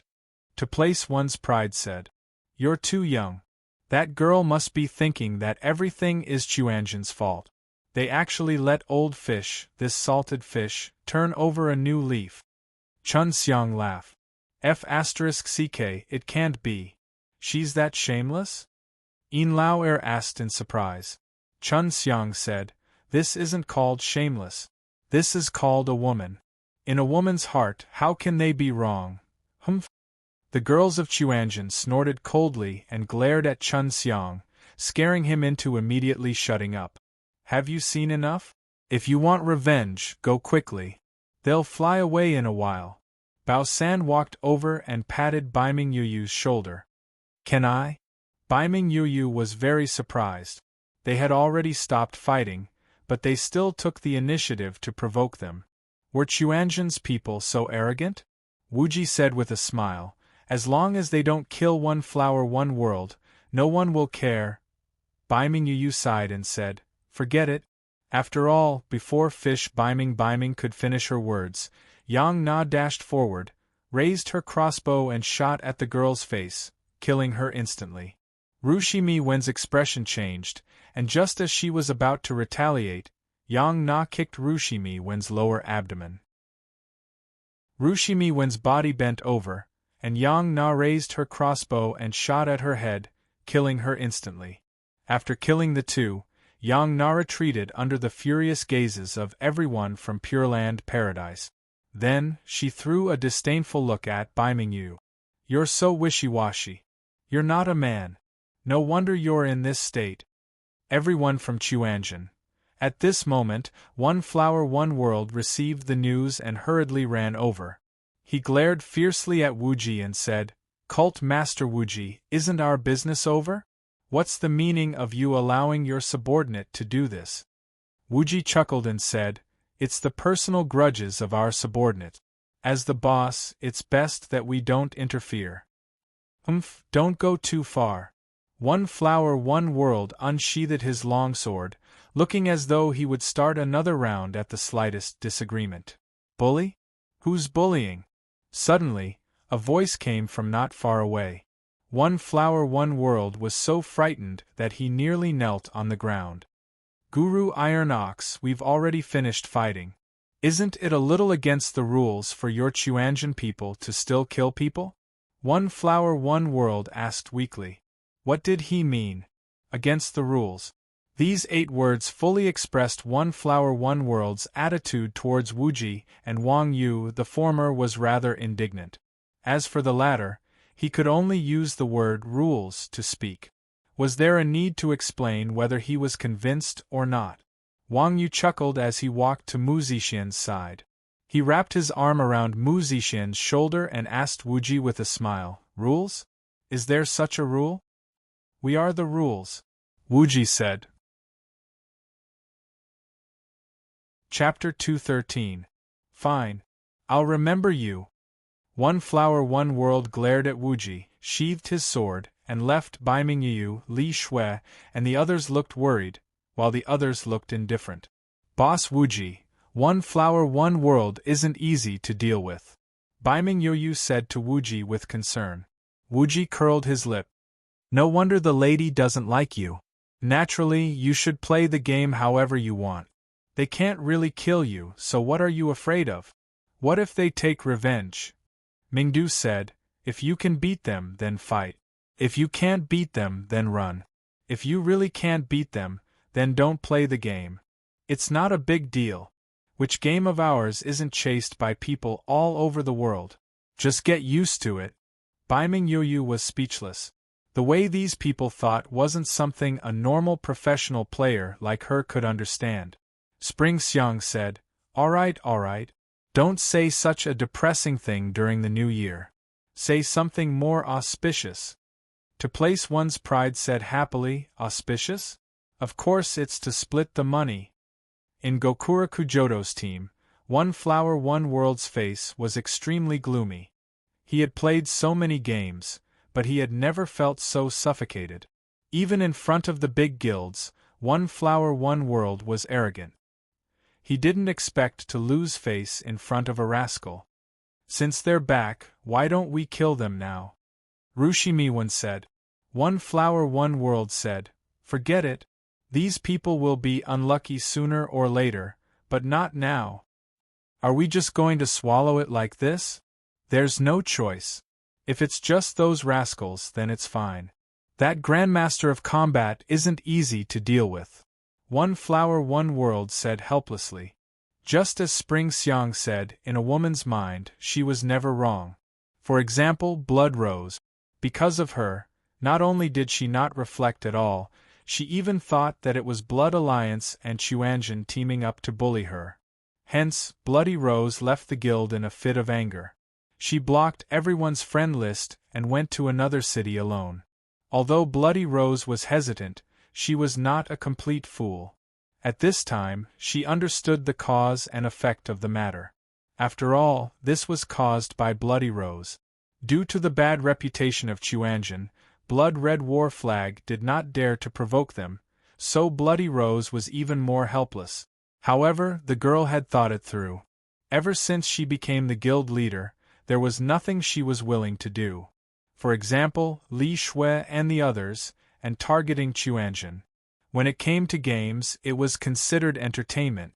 When it came to responsibilities, it was just asking for punishment. What bullsh*** T guild. Ever since Spear and Rose closed down, Bloody Rose had never been happy playing a guild again. It seemed that cheating and deceiving each other really wasn't suitable for someone like her. After figuring this out, Bloody Rose transferred the guild leader position to Bloody Azalea and left the guild without saying a word. As for where she went, not even Blood Red War Flag knew. In the meeting room of Chuanjian's guild base, 15 people from Chuanjian were sitting around a table and dividing the loot. There was a large pile of red money bags on the table. The system had designed the money bags to be wrapped in red with the word fortune on them. Wuji rewarded them according to their contributions. Chun Xiang, to place one's pride, Dao Shui, and Old Fish saved me, 1,000 each, second brother, Old Li, and third brother were frightened, 1,000 each for mental damage, me and Lady Qing Shui each died once, 1,000 each for compensation. Just like that, Wu Ji muttered to himself as he distributed the money to everyone. 15,000 gold, exactly 1,000 per person, Mingdu said with disdain. Damn, can't you just say it's split evenly? Why do you have to be so hypocritical? Wu Ji said, it's not the same. This way, everyone knows their responsibilities. Li Shui said with some embarrassment, we didn't do anything. Isn't 1,000 a bit too much? Not at all. Before Wu Ji could say anything, Bao San spoke first. It's all thanks to your potions this time. Otherwise, we wouldn't have been able to hold on, Bao San said with lingering fear. That's right. Mingdu added, sigh, now that I think about it, it would have been better if we were dead. The three of us used 30 sets of potions. Sigh, what a waste. Li Shui felt a lump in her throat when she saw everyone's approval of the four of them. Li Shui was not an idiot. Of course, she knew that no matter how expensive the potions were, they would not be worth 4,000 gold. Even though the people from Chuanjin were all evil, they would never mistreat their own people. When Li Shui and the others were in a big guild, they had never experienced such warmth. Little Shui, take it. Mu Zixin said with a smile. I only opened a door, didn't I get 1,000 too? See, I won't reject it. Not at all, not at all. If Sister Nyo didn't open the door, we would have been beaten to death. When Nyogu wasn't home, we were happy to be in the same room with Sister Nyo. The animals laughed wretchedly. After splitting the money, it was already 2:00 at night. They chatted for a while and went offline. Wang Yu did not have the habit of staying up late, so he slept until noon the next day after going offline. When he went online, he saw the people from Chuanjin sitting in the meeting room. They did not leave. Did you guys just go online? Wang Yu asked curiously. You still know how to go online? We almost called you. Mingdu shouted. What happened? Are you being hunted again? Wang Yu asked. These people love to cause trouble, so it was not unusual for them to be hunted for a few days straight. Bao San said, it's time to give out the event rewards. I heard that the top 10 have special rewards. Oh. Wang Yu then remembered that the event ended on the first day of the Lunar New Year. He had been busy with other things these few days, so Wang Yu almost forgot about the event. We didn't do much, so we shouldn't be in the top 10, Wang Yu mumbled. Chun Xiang laughed. Brother Iron Ox, how many points do you have? 40634. Wang Yu looked at the quest panel and replied. Chun Xiang said, how many Nian beasts are there? I think there's one per city. Wang Yu thought for a while and said, that's it. Chun Xiang shrugged.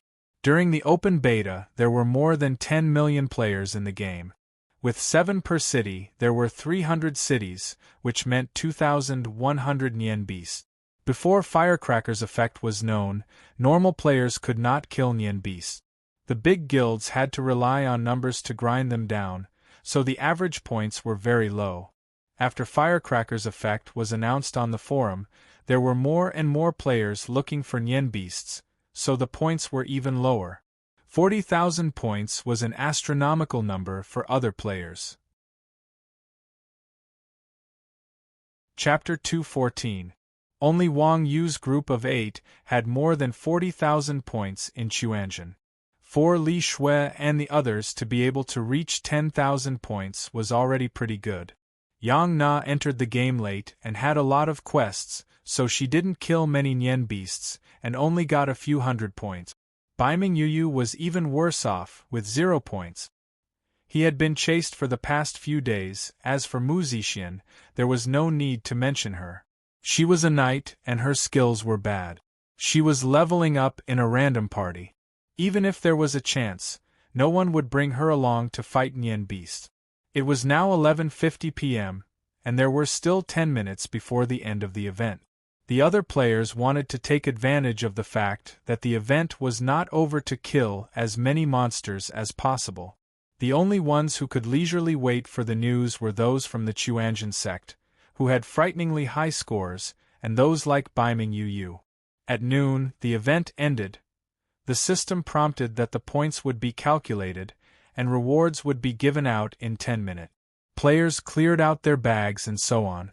After the points were calculated, the top 3 were Mingdu, Wuji, and Chun Xiang. Wang Yu spent most of his time doing quests these days. Since he didn't get any experience from killing monsters, he didn't go to level up, so he was ranked 8th. The fact that Wuji was in the top 3 surprised Wang Yu. Chun Xiang's group had an AoE poison control and Mingdu's AoE damage.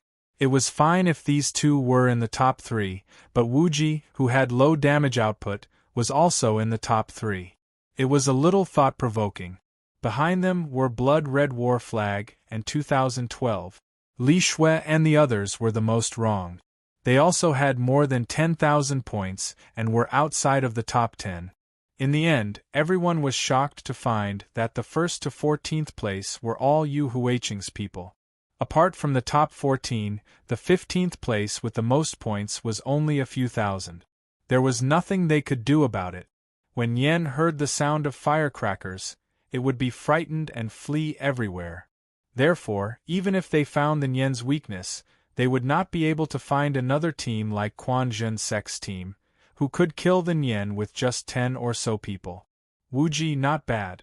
You've done quite a lot of damage, haven't you? What reward did you get? Mingdu asked Wuji.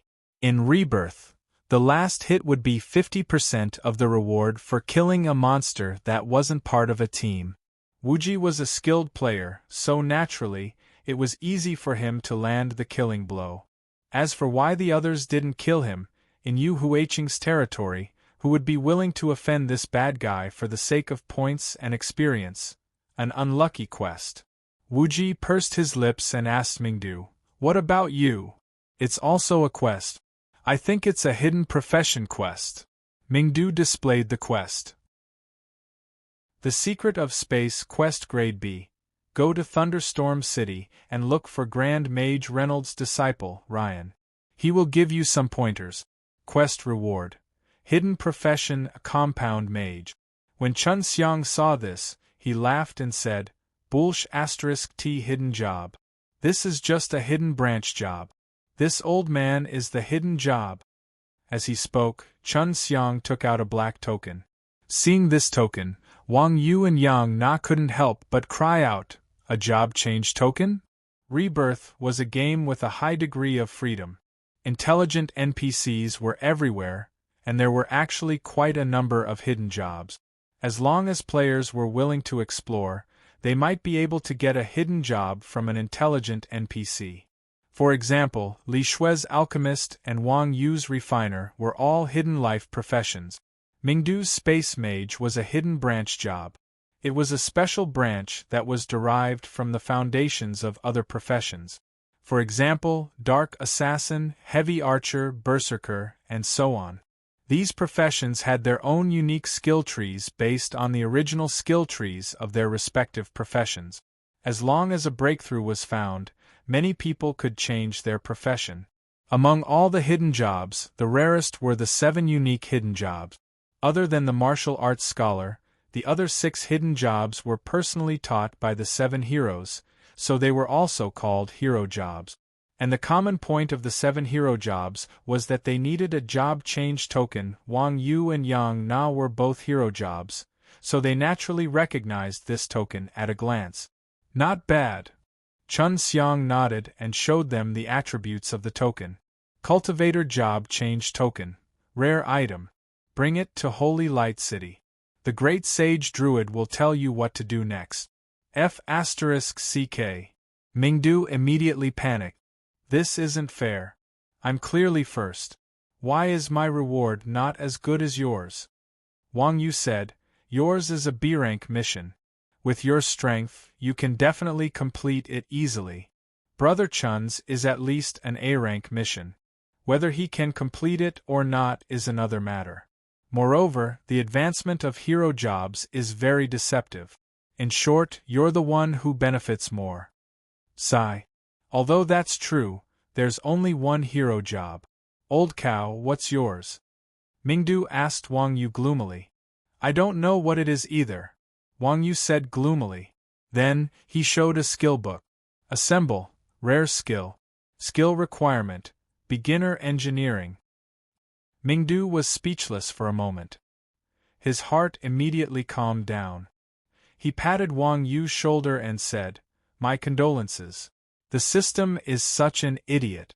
It always comes up with things that no one can understand. Mingdu's was a hidden job mission that everyone envied. Wang Yu's was simply deceptive. Sword Dao Shui also had a skill called Second Stage Stealth. After exiting stealth, the user could forcefully activate stealth a second time without being restricted by skill cooldowns. The skill cooldowns would stack. It was a very practical skill. Yin Lao Air's skill was called Enhanced Shield Wall.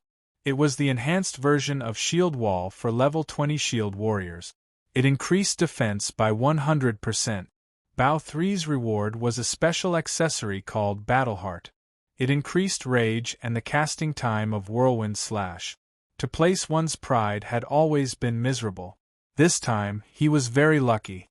He obtained a weapon shard. It was a shard of the Thorn of Despair. It was said that to place one's pride had already requested to purchase this shard from the consignment shop. He even bought one. To place one's pride now had 4 shards in his hands. It seemed that it was only a matter of time before this kid collected all the Thorn of Despair. After the rewards were distributed, the system warmly reminded the players that points could be exchanged for items from the class mentors. However, the items that could be exchanged were random. The attributes were also hidden. As for what could be exchanged, it was entirely up to the player's luck. This made the players curse. Damn it. Random was the worst thing to do in a game. With the system's deceptive nature, anything that could be exchanged randomly would be a miracle if it could be exchanged for something good. Chapter 215. See for yourself. After hearing the reason for Wang Yu's visit, Hermit said indifferently and ignored Wang Yu. Wang Yu opened the exchange window and was speechless. It seemed that he hadn't played enough games and hadn't seen enough of the system's trick. There were a total of 25 items in the redemption box, divided into 5 levels, with 5 items on each level. From bottom to top, they were arranged according to the points required to redeem them. The items on the lowest level required single-digit points, while the next level required 10-digit points, and so on. The items on the highest level required at least 10,000 points. There were scrolls, blueprints, equipment, and skill books. There were many types of items, but they all had one thing in common. These items had no attributes. As for what they would get, it was up to fate. Wang Yu was a reliable person. He always liked to listen to other people's opinions when it came to gambling, especially when it was something he wasn't confident in winning. Teacher, what do you think I should choose? Wang Yu stuffed 10 gold coins into the NPC's hands. After playing the game for so long, Wang Yu had already figured out the rules. Gold coins were very useful to intelligent NPCs, but if you gave them less than 10 gold coins, they wouldn't bother with you. Mr. Hermit rolled his eyes and said meaningfully, expensive doesn't necessarily mean good stuff, and cheap definitely won't. Makes sense.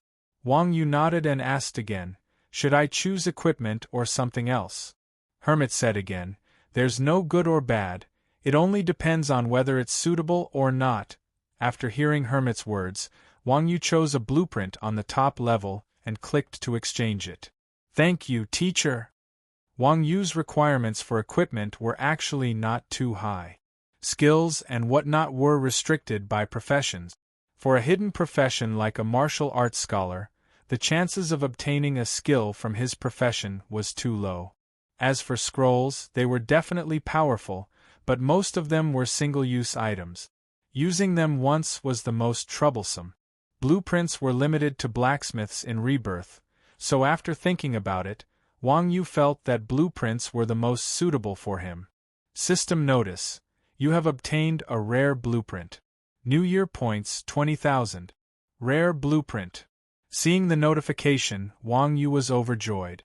He took out the blueprint from his bag and was stunned. Rifling blueprint. Rare blueprint, usage requirement, beginner engineering. F***CK.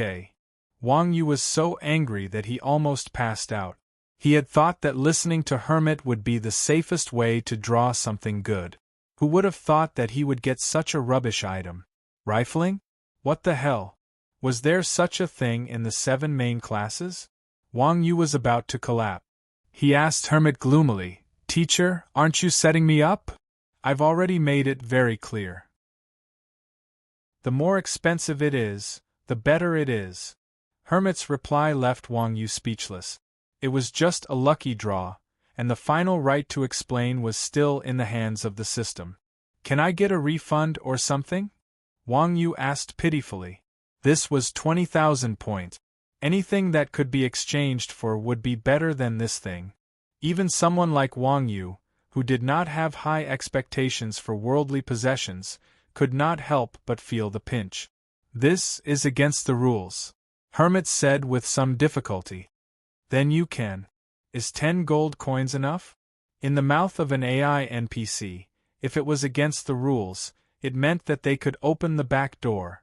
After being cheated many times, they would naturally understand. Hermit took the gold coins and said, "Not enough, you need 500 gold coins." F***CK. Wang Yu clenched his fists, his anger soaring. Hermit hurriedly said, don't rush. I can give you a quest for 10 gold coins. After completing the quest, you will understand the value of this thing." "What quest?" Wang Yu asked. "That blueprint of yours is a product of the ancient goblin civilization. It's actually very valuable. This blueprint was originally a set, but after the destruction of the goblin civilization, it was split into 3 and landed in different corners of the continent. Are you willing to find them? System notification: you have activated the quest, Lost Civilization. Quest rank A. Do you accept? Accept. System notification: you have accepted the quest, Lost Civilization. Quest rank A. Find the lost blueprints of the goblins. Magic Magazine 1-1, Rifling 1-1, Firing Pin 0 out of 1. Seeing this quest notification, Wang Yu finally understood. So this was where the magic magazine was used. Magazine, rifling, firing pin, what's going on? Wang Yu asked curiously. Secondary weapon, magic gun, Hermit replied. Only someone like Wang Yu, who lacked knowledge, wouldn't know what rifling and firing pin were used for. Guns. Wang Yu was a bit speechless. As a martial artist, Wang Yu didn't have a good impression of these things. It was because of these things that martial artists were on the decline. Right, I heard that firing pin creation is in the hands of the goblins. Right now, their race is in the goblin swamp in the Elven City. You can go there and take a look, Hermit said to Wang Yu. Thank you, teacher. Wang Yu cupped his fists towards Hermit and turned to leave. Hermit smiled.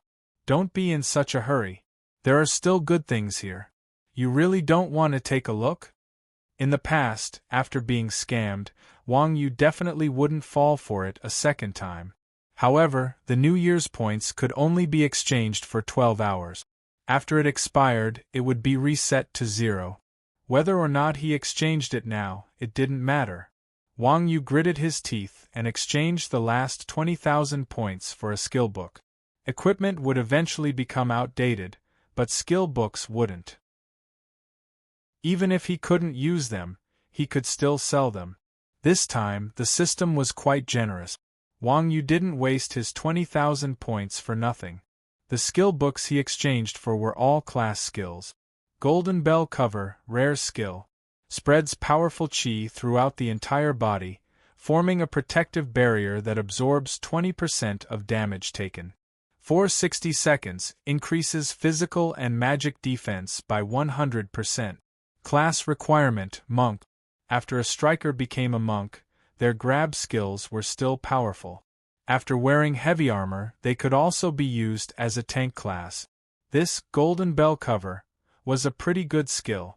However, Wang Yu rarely got hit by a target, so this skill book was slightly useless. In Xuanzhen, besides Wang Yu, the other fighter was to place one's pride. Although to place one's pride was also a monk, he focused on agility. This skill book couldn't be used, so Wang Yu put away golden bell cover and planned to sell it. After exchanging the skills, Wang Yu exchanged the remaining 600 points. As Hermit said, cheap things didn't have anything good. Below the third floor, there was only equipment to choose from. The 600 points were exchanged 3 times for 3 pieces of bronze trash. With the last 4 points, Wang Yu didn't have any hope.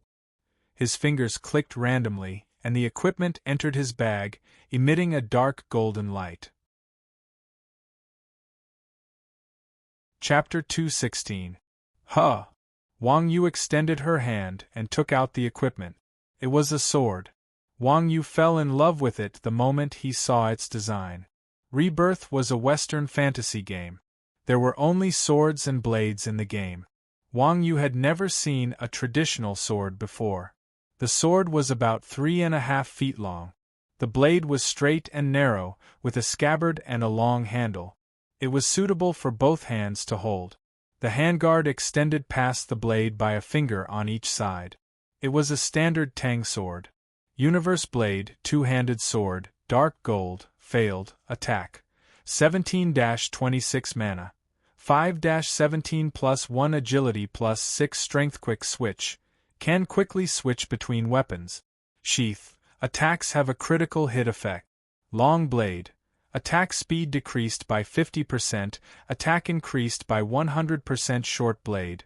Attack decreased by 50%, attack increased by 100%. Class requirement. Common level requirement. 1 item description. When Blacksmith Simba was young, he traveled the continent and accidentally entered a mysterious country. The people there used this universe blade as their weapon. He tried to imitate it several times but failed. He could only imitate its shape, but not its essence. Trash in the truest sense of the word. If other players saw this blade, they would definitely look down on it. Super low main attributes, super low attribute bonuses, and even the 4 additional attributes were trash among trash. It was a disgrace to the word dark gold. The only good thing about this sword was that it was very ornamental, and its ability to switch between forms was very unique. However, for players, no matter how unique it was, trash attributes were useless. But in Wang Yu's eyes, this was a real treasure. Wang Yu was a fighter. When he chose a weapon, the first thing he looked at was whether it was the right size, the second was whether it was suitable, and the last was whether it was strong. This universe blade's weight was suitable, and its shape was what Wang Yu liked the most. As for the attributes, they were secondary. Especially the ability to switch between 3 forms. This was what Wang Yu liked the most. The long blade had a wide attack range and high attack power, which could be used to make up for the shortcoming of a Grandmaster of Combat's short arms. The short blade had a fast attack speed, which was suitable for close combat. One weapon had 3 uses. In Wang Yu's eyes, this was a godly skill. Putting away the universe blade, Wang Yu left the alley. Wang Yu did not like to use guns, so he was not in a hurry to complete the Lost Civilization mission. After all, the Elven City was too far away from Yuhuiqing. If he went back and forth, he would use up half a day's worth of point. It was not worth it. He would do it when he had time in the future. After leaving the alley, Wang Yu arrived at the grocery store in the south of the city. Mu Zixian was busy in the grocery store. She was busy placing the goods on the shelves bit by bit. The goods were all over the place. There were potions made by Li Shui, equipment with attributes made by Marie, and some trash that was just for show, although there was an automatic sorting option in the game that solved the problem of categorizing the items. The boss had to personally mark the price. Every different item had to be marked once, and it was quite troublesome. "You're here." Seeing Wang Yu walk into the store, Mu Zixin stopped what she was doing and said with a smile. Yup, are you tired? Let me help you. Wang Yu walked over to help Mu Zixin place the goods. Mu Zixin hurriedly said, You should rest at the side. Don't make things worse for me, Wang Yu. In Mu Zixin's eyes, Wang Yu would always be a child that needed someone to take care of him. Over time, Wang Yu actually got used to this feeling. It seemed like young masters from big families had a common Oedipus complex. Mu Zixin placed the goods on the shelves one by one. Wang Yu patiently watched from the side. After half an hour, the goods were finally all on the shelves. Only then did Wang Yu say, Why aren't there any customers? At first, Wang Yu thought that this place was closer to the city gate, so it would be easier to attract business. Who knew that after half an hour, not a single customer would come? I'm not sure. Maybe there isn't any advertising, so people don't know about this place. Mu Zixin said. That's easy. Wang Yu opened the game's sound transmission channel and bought a set of sound transmission speakers. Opening a store in the game, advertising was quite simple. A sound transmission speaker within the city was only 10 silver coins. A sound transmission speaker covering the entire city was 1 gold coin, and the world announcement speaker was only 10 gold coins. 10 gold coins was quite valuable, but compared to the advertising fees in real life, it was nothing. The South City grocery store is open. Everyone is welcome to come and purchase. Wang Yu didn't have much talent in advertising. This advertising slogan was learned from the big loudspeaker in front of the store that sold dried fruits from the West. However, after shouting for a long time, a set of 10 loudspeakers had no effect. There were still no customers. This made Wang Yu very depressed. At this time, there was someone in the guild, Wang Yu. Wang Yu opened it and saw that it was Wuji. What's wrong? Wang Yu asked Wuji. Wuji said with disdain, You're like a fool, what are you shouting for? My shop is open for business. Let's advertise. You can't do that. Wuji said. Then give me a good idea. Wang Yu was very humble. In terms of using his brain, Wang Yu admitted that he was far inferior to Wuji. Wuji said, It's the peak time for leveling up. Everyone is busy clearing dungeons and monsters. Who has time to come to your store? When they are free, they will forget about you. So you have to find someone that can attract their attention. Attract attention? Yes, Wang Yu thought for a while and said, Then how about I catch you guys to do a striptease? These guys from Chuanjin indeed had a lot of fans in Yu Huiqing. Wuji sighed and said, Awesome, you've become bad. You even know how to do stripteases. If this goes on, your wife will blame it on us sooner or later. Then what should we do? Do you want me to capture Chun Xiang and turn him into a human? If you want to bully us again, we will break up. Wuji was furious. Of all the people I know, you guys are the most eye-catching. Then do you have anything good? Yes, but it's not for you. Wang Yu said. It's okay, as long as someone is using it. Just do as I say. Not long after, above Yu Huiqing, a big speaker that covered the whole city sounded. Warrior Monk's rare skill, Golden Bell Shield, will be auctioned now. Coordinates: Yu Huiqing City South Sundry Shop. There is only one chance. Everyone, come and bid. In addition, there was a screenshot of the skill book. After bidding, Wang Yu still felt uneasy. So he asked Wuji, Is your idea okay? Of course, when is my idea not okay? Wuji said with a smile. But no one is here yet. Wang Yu looked outside the door. The coordinates had been sent out, but no one was interested. Wuji said calmly, Don't worry, let the news spread for a while. You are going to be a big boss soon. Remember to give me a 10% commission when you sell the skill book. As long as it is useful, I will give you 20%, Wang Yu promised. If it was put in an auction, the commission would be 10%. Moreover, there was tax. 10% was not much for Wuji. Chapter 217. Wuji's idea was naturally effective, As soon as Wang Yu's megaphone was released, the Grandmasters of Combat in Yu Huiqing's vicinity were all fired up. Grandmasters of Combat were originally a class that was criticized, but due to the existence of Wang Yu, the number of Grandmasters of Combat had slowly increased. Especially in Yu Huiqing, the number of Grandmasters of Combat had actually reached a normal ratio. This was something that the players didn't even dare to think about when the game was first launched. Mages took longer to develop, and Qi Masters were trash in the early stages of the game. Therefore, most Grandmasters of Combat players chose to be Strikers. And Monk was the class after the advancement of Strikers. Everyone was no longer a newbie like they were when they first entered the game. They had figured out a few things about the Pugilist class. For example, the class's grab skill was very useful in both PvP and PvE. Therefore, many pugilists who were more confident in their skills volunteered to be the front line in order to show off their skills in the dungeon. The most important class in dungeons was the tank. A good tank had a huge impact on the success rate of dungeons, especially when they encountered a boss in manual mode. Having a Grandmaster of Combat as a tank in the party was a perfect arrangement. The most prominent attribute of a tank was naturally defense. The skill Golden Bell Cocoon not only increased defense, but it could also increase a barrier. For those Grandmasters of Combat who specialized in tanking, it was a skill that could only be found by chance. Tanking Grandmasters of Combat were very popular in the major guild.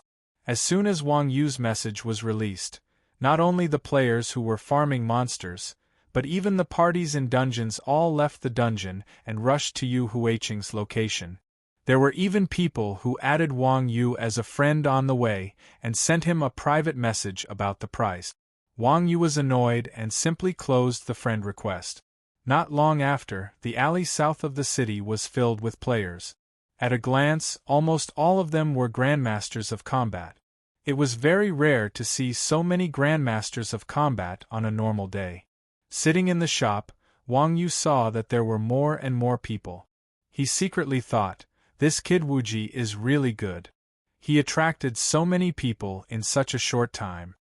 Wang Yu estimated that it was about time for people to arrive, so he walked out of the shop.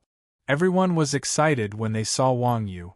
They were all Grandmasters of Combat, so they knew very well how aggrieved Grandmasters of Combat were in the past. The reason why the Grandmasters of Combat here could survive until now was because they had Wang Yu as their idol. Therefore, in the eyes of the Grandmasters of Rebirth, Wang Yu was not only an idol, but also a spiritual mentor. Wang Yu was also the kind of person who liked to go around doing quests. It was not easy to meet Wang Yu on a daily basis. There was only one Golden Bell Cocoon, but it was not a waste to be able to meet his idol. Wang Yu cleared his throat and said, "I used my New Year's points to exchange for this book, so I have no use for it. I don't know much about auctions, so let's follow the old rules. The highest bidder wins. Now, let's start the bidding." Needless to say, this group of Grandmasters of Combat were all very rich, each of them rich and overbearing. Because the Grandmaster of Combat profession was very rare, the skills and equipment of the Grandmaster of Combat profession were very cheap. These guys were also experts, and the big guilds were supporting them, so they were not short of money. 50 gold. A Grandmaster of Combat was the first to place a bid. Wang Yu did not set a starting price, but in front of his idol, anyone who set a starting price of 1 gold for this skill would not only be an insult to the skill, but it would also be suspected of looking down on the auctioneer. This would incur the wrath of the crowd. 55. A Grandmaster of Combat shouted, unwilling to be outdone. Very quickly, the price of Golden Bell Cocoon rose all the way to 120 gold before stopping. This skill was not bad, but the price of rare skills in the market was between 50 to 100 gold. 120 gold was already above the market price. 121. Just as the deal was about to be made, someone at the back suddenly shouted. Wang Yu looked towards the direction of the voice. It was none other than Blood Red War Flag. Blood Red War Flag's bid made the Grandmasters of Combat unhappy. They thought to themselves, what is a knight trying to do with a Grandmaster of Combat skill? Of course, the Grandmaster of Combat, who called for 120, was not happy. Without hesitation, he called out his own price. 122. Everyone was speechless. After holding it in for so long, he only added 1 gold. It seemed like there was no hope. As expected, Blood Red War Flag smiled and directly called out, 200. The Grandmaster of Combat looked at Blood Red War Flag resentfully, sighed, and did not raise the bid anymore. It was already 200. As long as one was not stupid, no one would be mad at Blood Red War Flag. Wang Yu smiled and walked over to trade the skill to Blood Red War Flag. Then, he said to everyone, don't be disappointed, everyone. This grocery store is opened by me. In the future there will be more rare skills. Apart from rare skills there will be other good things. Everyone can look around. We want Ox God's autograph. Do you have it? Someone shouted with a smile. Wang Yu was slightly taken aback. Mu Zixian, who was at the side, said, of course there is, but it's only for today. Anyone who buys from this shop can get Iron Bull's signature. Really? Do you have the final say? Everyone was doubtful of Mu Zixian's words. What kind of person was Iron Ox? Would he listen to a woman? Mu Zixian smiled and pointed at the grocery store sign. Yes. Everyone looked up. Whoa, Aunt Nyo's grocery store. Everyone knew who this woman was. From this, it could be seen that the true number 1 player in Rebirth was not Iron Ox, but Aunt Nyo. Everyone understood and teased Wang Yu. One by one, they went into the grocery store to see what Aunt Nyo was selling. Actually, no one really cared about this small store. If it wasn't opened by Wang Yu and his wife, they probably wouldn't even bother to look at it. However, when everyone went in and looked at the shelves, they were all shocked. Damn, bronze equipment made by players. The attributes are almost on par with silver equipment. Damn, rare materials. Where did you get them? Am I seeing things? Finally, everyone's eyes fell on the intermediate health potions and the concoctions. They were completely petrified. Concoctions could be found in the system store, and the price was more than double the price here. As for the intermediate health potions, they could only be found in the consignment store. Moreover, once they appeared, they would be instantly snatched up by other workshops and then sold for a very high price. So, this was basically a monopoly of goods. It was the kind where there was demand but no supply. Only rich players would have a few bottles to protect themselves. Other players wouldn't be able to buy them even if they wanted to. However, Aunt Nyo's grocery store was not only extremely cheap, but it also seemed to have a lot of them. How could everyone not be shocked? Nyogo, you're amazing. You got so many good things. The guild leader of a big guild like Blood Red War Flag couldn't help but sigh when he saw the intermediate health potions in Mu Zixian's store. He also wanted to squeeze in and buy a few bottles. Chapter 218. Genius 1 second. Remember if you want to go? Shua.net provides you with wonderful novels to read. They definitely did it on purpose. Blood Red War Flag said hatefully. Love go small say Netku, don't worry, we have enough goods here. If you want, I can go get more at any time. Mu Zixian said with a smile. Really? Do you have a supply? Blood Red War Flag asked in surprise. Wang Yu said, it was done by the 4 girls that were being hunted by your guild. Ah. Blood Red War Flag's expression stiffened. Wang Yu could clearly see a trace of regret on its face. For a brat, they had thrown away a pile of gold. This was definitely the most regretful thing that Blood Red War Flag had ever done. Seeing Blood Red War Flag's expression, Wang Yu ignored it and went to help Mu Zixian take care of business. Right now, the mainstream equipment was bronze grade.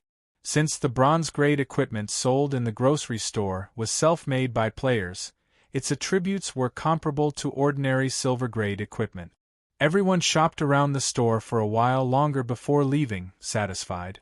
Wang Yu still gave autographs to the players who didn't buy anything here, so that they could help advertise.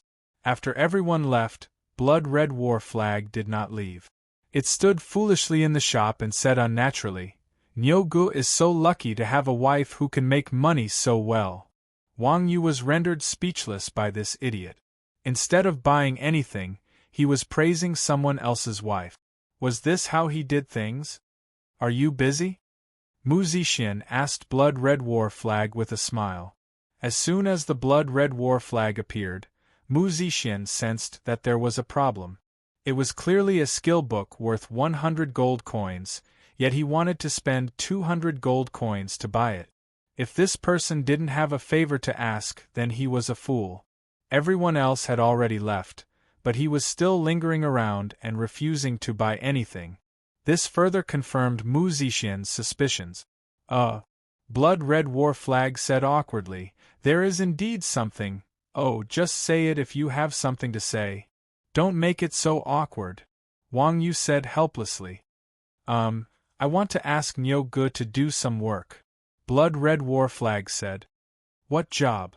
Blood Red War Flag said, "Help us clear Hurricane Cave." "Is your guild planning to build a base?" Mu Zixin's knowledge of the game was very comprehensive. She immediately guessed Blood Red War Flag's goal. That's right," Blood Red War Flag replied.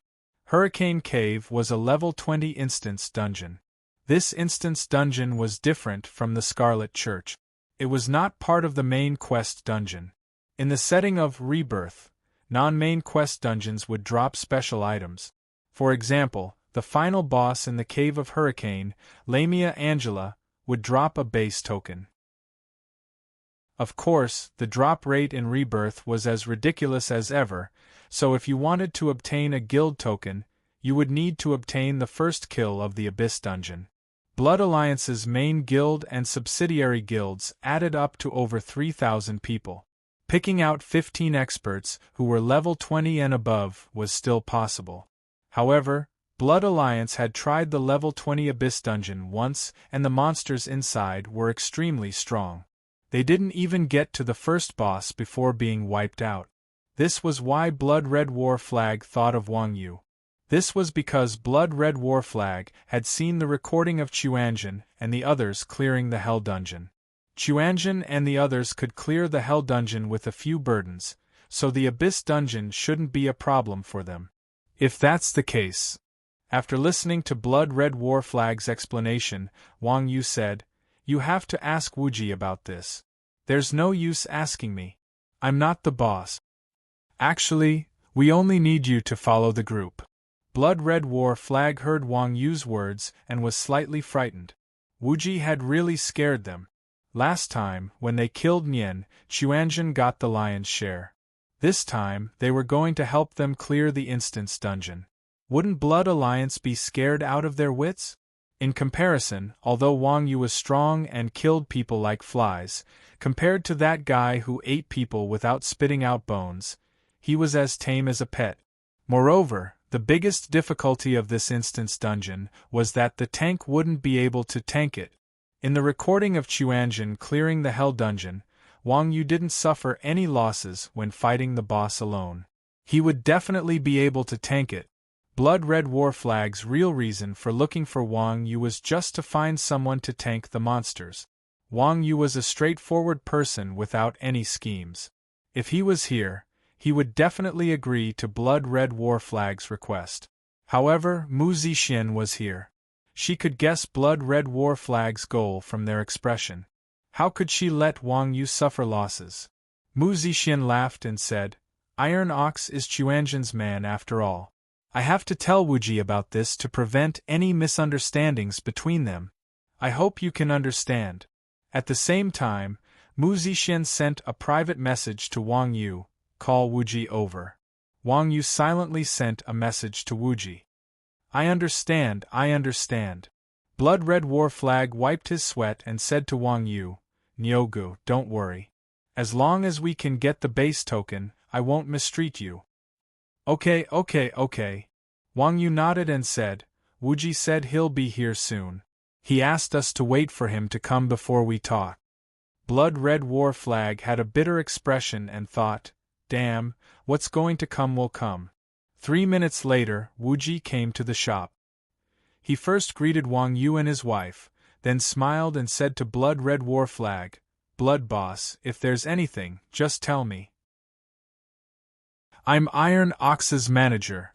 When Blood Red War Flag saw Wuji's kind face, it felt like it was looking at a butcher with a knife. Blood Red War Flag had no choice but to repeat the request to Wuji. Wuji thought for a moment and said, It's not a problem to clear the Hurricane Cave, but you have to promise me a few things. Damn, I knew it. Blood Red War Flag's expression darkened. Just say it. Wuji smiled and said, First of all, the Abyss is a very dangerous dungeon. We can't guarantee success, but don't worry, we'll definitely do our best. Okay. I know that. Blood Red War Flag nodded. The danger level of the Abyss was indeed very high. Otherwise, Blood Red War Flag would not have lowered themselves to seek outside help.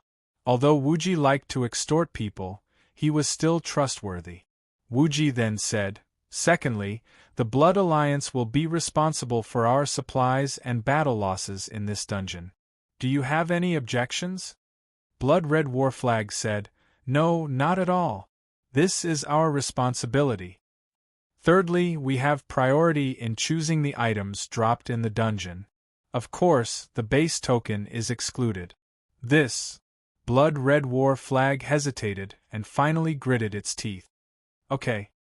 Blood Red War Flag's ultimate goal was the base token. Giving up some equipment was also within Blood Red War Flag's scope. Anything else? Just say it all at once. Blood Red War Flag said impatiently. Yes, don't be anxious. Wuji paused and said, Finally, after this dungeon, whether we succeed or not, we need to pay 500 gold. 500 gold. Blood Red War Flag heard this number from Wuji and immediately jumped up. Why don't you just rob? Blood Red War Flag pointed at Wuji and said angrily. Wuji smiled faintly and said, You chairmen all have a F***king line that hasn't changed in 100 years. Extortion is much faster than robbery. Why should we take that risk? F***ck. Blood Red War Flag was about to cry. Extortion and extortion were all out in the open. He had never seen such a shameless guy. Chapter 219. Genius 1 second. Remember if you want to go? Shua.net provides you with wonderful novels to read. In the game, no matter what item it was, it would follow the market. For example, during the early stages of the game, no guild would have a use for the residence token, so its price would be on the low side, around 500 to 600 gold. However, at that time, the gold exchange rate would be slightly higher. Now that players were about to reach level 20, more and more guilds would be activating residence quests. As a result, the demand for residence tokens skyrocketed. Currently, the market price for residence tokens was around 1,000 gold coins. However, a garrison token was an extremely rare item. Even if one had the money, there was no place to buy it. Each item was worth 1,000 gold coins. Wuji was just helping to clear a dungeon. Whether or not he would succeed was another matter. Yet, he dared to ask for 500 gold coins. How could Blood Red War Flag not be angry? However, despite being angry, Blood Red War Flag could not refuse Wuji's offer. Although the price was high, it wasn't ridiculously high. It happened to be the highest price that Blood Red War Flag could offer, which made Blood Red War Flag feel a headache coming on. Wuji was a guy who waited for the right opportunity to make a move. He could always maximize his own benefit. It's just a trivial matter and you're so fussy. It's only 500 gold coins, is that a lot to you? Wuji asked with disdain. Indeed, not much. Blood Red War Flag said helplessly. This wasn't a matter of money. Whether it was 1,000 gold coins to buy a token or 500 gold coins to gamble, anyone would hesitate. After all, 500 gold coins wasn't a small amount. Love go small say Netkuji also guessed Blood Red War Flag's concerns, so he said calmly, I can tell you that things like garrison tokens are territorial.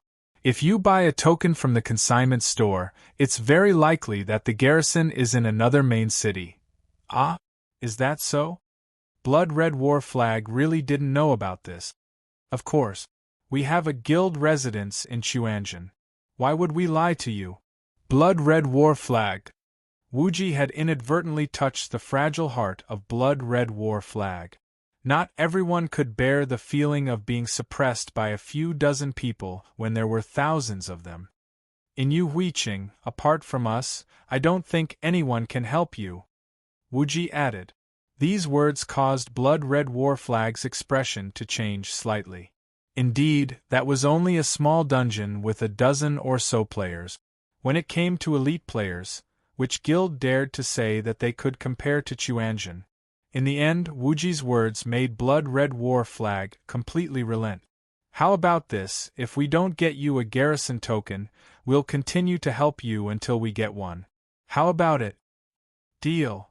Blood Red War Flag had been waiting for this sentence. No one was willing to bet on something that involved probability. With Wuji's words, Blood Red War Flag felt more confident. All right, when are we leaving? Let's wait a little longer. There's still 40 minutes left in the dungeon cooldown. Blood Red War Flag said. Love go small say, Netku the dungeon cooldown was 20 hours. Yesterday, Blood Red War Flag had brought people to clear the dungeon. Alright, I need to buy some supplies. You can come with me. Wuji revealed a sly smile again, causing Blood Red War Flag's heart to tremble. Alright, as long as you can get me a garrison token, you can do whatever you want. Alright, Sister Nyo, please prepare the things. Wuji turned his head and said to Mu Zixian. Mu Zixian smiled slightly, go ahead. 2 sets of each mixture, 4 sets of torches, 10 sets of antidotes, 10 sets of intermediate health potions. Every time Wuji said something, Blood Red War Flag's face darkened. Damn, other people would ask for these things based on the number, but this guy actually asked for them based on the number of sets. Did he really think he was a fool? What's wrong? Does Blood Red War Flag's heart ache? Wuji saw Blood Red War Flag's expression and asked with a smile. No, you can continue. Blood Red War Flag said against its will. Wuji said, that's it for now. If it's not enough, come back and get more. Blood Red War Flag. All the supplies added up to nearly 50 gold coins. When it was time to pay, Blood Red War Flag's hands were trembling. It wasn't that Blood Red War Flag was petty and couldn't bear to part with such a small amount of money. It was just that Wuji was too shameless. He was obviously stuffing his own pockets, and Blood Red War Flag couldn't do anything about it. It's just a dungeon. Do we need so many supplies? Wang Yu was an honest person, so he quietly asked his question. I don't think so, then why did you buy so much? I dungeon every day. I don't need to spend my own money anyway, Wuji said matter-of-factly. You're really shameless. Wang Yu looked down on him. You're the one who's making the money. Sacrificing yourself for others. Wuji, you're too great. Wang Yu quickly changed his words. After buying the supplies, the 3 of them left the city and walked towards Hurricane Cave. Hurricane Cave was a level 20 dungeon. It was located in a level 25 monster area, Venomous Snake Valley. The monsters in Venomous Snake Valley had terrible attack and defense. They were indeed quite difficult to deal with because they could use poison. Moreover, there were 3 of them. 1 slowed, 1 reduced defense, and 1 lost health. It was really disgusting. Therefore, besides warlocks, very few people were willing to farm here. The reason why warlocks farmed here was because the snakes here dropped rare poisons. Hurricane Cave was at the innermost side of Venomous Snake Valley. In the background story of Rebirth, Lamia Angela was originally the leader of a tribe. Because she didn't believe in the God of Light, she was cursed by the God of Light and imprisoned in Hurricane Cave. Inside Hurricane Cave were all Angela's people. outside of Venomous Snake Valley were all Angela's descendants. After reading this background story, Wang Yu's worldview was flipped. He felt more and more that the God of Light was not a good person. Belief was something that was voluntary. If others didn't believe in him, he would curse them. What a petty guy. When he arrived at the entrance of Hurricane Cave, the people from Blood Alliance had already been waiting there for a while. Wang Yu knew almost all of these people from Blood Alliance. The Shield Warrior Bird of Paradise, the Weapon Warrior Blood Azura, as well as Blood Dark Knight and Blood Wind Whisperer. Although he didn't know their names, Wang Yu had met them and killed them with his own hands. When these people saw Wang Yu, their expressions were very complicated, especially Bird of Paradise. When it saw Wang Yu, it subconsciously wanted to run away. Fortunately, Blood Wind Whisperer pulled it back. Otherwise, it would have been embarrassing. So President Blood invited others. Do you not trust our studio? At this time, among the 3 people at the back of the team, a warrior questioned Blood Red War Flag with a displeased expression. These are. Wuji pointed at the 3 people at the back and asked. These are experts from Xiaobing's studio. I invited them to help. Xiaobing's studio? Wuji raised his eyebrows and said unhappily, You actually got involved with such people. Can't you just find me if you're short of people? Blood Red War Flag laughed and said, Haha, it's great that I can invite you too. There's no need to trouble the others. In fact, Blood Red War Flag was thinking, Damn it, I spent more than 500 gold to invite 2 more people. I might as well just buy a token. Chapter 220. Genius 1 second. Remember if you want to go? To provide you with wonderful novels to read. Xiaobing Studio was a very famous group in the circle of professional players. Hardcore players like Wuji had heard of this name before.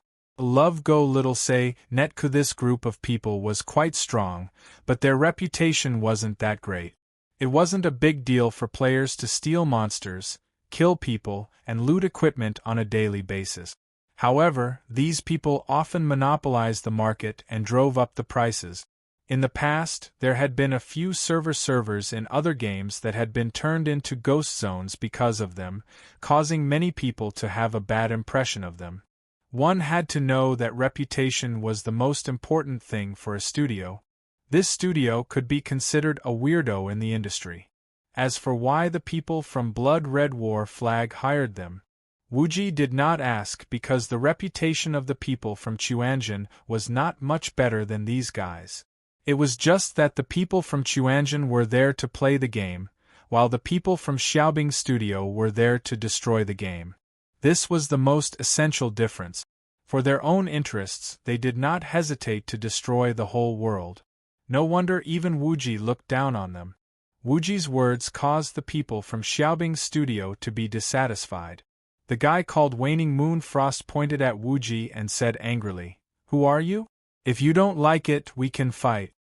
Seeing that Waning Moon Frost was so angry, Blood Red War Flag quickly came out to mediate.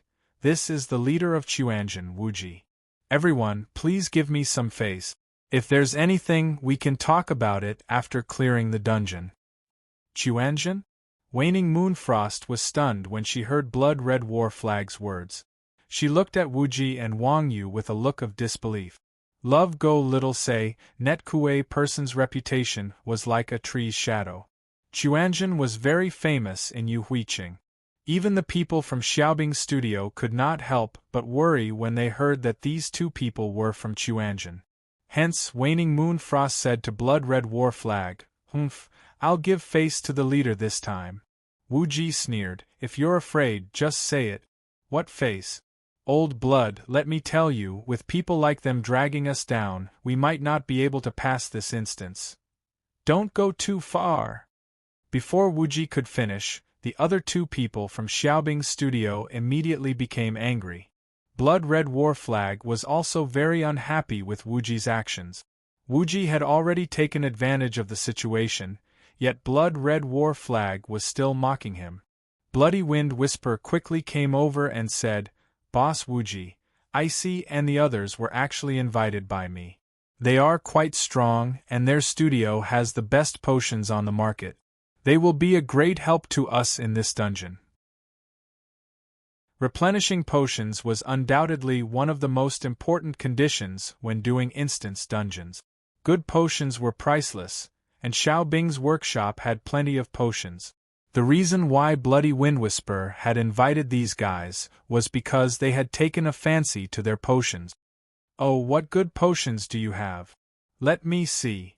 Wuji smiled and asked Waning Moonfrost. Humph. Waning Moonfrost could not be bothered with Wuji. "Intermediate recovery potion," Blood Red Windwhisper said softly. "Ha ha." Wuji laughed and shook his head. "I thought it was something good. So it's intermediate recovery potion, why? Do you have this potion too?" Waning Moonfrost asked provocatively. "I have as many as you want." Wuji took out a set of potions and waved them in front of everyone. The people from Xiaobing's studio were stunned when they saw the potions in Wuji's hand. "No, impossible. We sell these potions at retail. How do you have so many?" Xiaobing's studio was a professional player group. Their main job was to buy high-grade goods in the market and implement a monopoly policy. Intermediate recovery potion was one of them. Currently, only Yu Huiqing produced intermediate recovery potions. The people from Xiaobing's studio stared at the consignment shop every day. Once they saw an intermediate recovery potion on the shelves, they would buy it all and sell it at a high price. In order to maintain the price of the intermediate recovery potion, the people from Xiaobing's studio chose to sell it at retail to various main cities. Li Shui's daily production of potions was only around 100 bottles. Other than the ones she gave to Chuanjin, there were only around 50 to 60 bottles at the consignment shop. There were 300 main cities in the game. On average, there was less than 1 bottle per day in each city. This was enough to show how precious and rare this potion was. Blood Red Windwhisper was also shocked. "No way, Boss Wuji, are those really intermediate recovery potions?" Blood Red Windwhisper often bought supplies for Blood Alliance. He was very clear about the rarity of intermediate recovery potions. At the moment, the players didn't even have a set of these potions. Even great experts only had a few bottles to protect themselves. Some players had only heard of it. "Didn't Blood Rose tell you where these potions came from?" Wuji glanced at Blood Red Windwhisper. "Rose, she left." Blood Red Windwhisper murmured. Wuji's face darkened. He naturally knew why Blood Rose left. Blood Red War Flag said, "Sigh, this potion is actually produced in Chuanjin." "Ah? Boss, are you kidding?" Blood Red Windwhisper said. The people from Xiaobing's studio were even more shocked. They never would have thought that the product they were most proud of came from this annoying guy in front of them. "If I didn't see it, I wouldn't believe it either. Now that the grocery store in the south of the city has been taken over, they sell this. There's a lot of it and it's cheap," Blood Red War Flag said truthfully. "But, where did Chuanjin get their life profession experts?" Blood Red Windwhisper still didn't understand. In the game, as long as one was an expert, their life profession level would definitely be very pitiful. The strength of the people from Chuanjin was obvious to all. No matter how one looked at it, they didn't look like people who had the time to farm life professions. This. Blood Red War Flag's face turned even uglier. He glared at Bird of Paradise and said, "Do you still remember Edelweiss and the other 3? They're now in Chuanjin. These potions were made by those 4 girls." The people from Blood Alliance were silent, and they all stared at Bird of Paradise. Bird of Paradise lowered its head in shame, and it almost stuffed its head into its pants. Dawn Moon's expression changed when she heard the conversation between Blood Red War Flag and Blood Red Windwhisper. Of course, Dawn Moon's Ice knew why Blood Red Windwhisper had invited them over. Although there weren't many experts who had advanced, it was still possible to gather more than 10 of them. The only value of Xiaobing's studio here was that it could provide potions. However, now that the source of the potions was here, there was no point for them to stay any longer. Thinking of this, Dawn Moon's Ice walked over and said, "Brother Wind Whisper, if that's the case, we'll leave first." Chapter 221. Genius 1 Second Remember Love Go Away? To provide you with exciting novels to read. Let's go, let's go. Blood Red Wind Whisper's attitude towards Waning Moon's chill started to become worse. Blood Red War Flag trusted Blood Red Wind Whisperer, which was why he was in charge of purchasing supplies.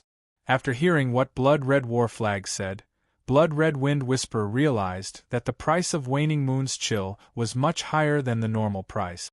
It was normal for professional players to buy low and sell high, but for them to monopolize the market and make huge profits, it was a little annoying, especially since Blood Red War Flag had personally exposed this matter. Even if Blood Red Wind Whisperer was innocent, this kind of thing had happened to him. How could Blood Red Wind Whisperer have a good attitude towards Waning Moon's chill? We don't have enough people now.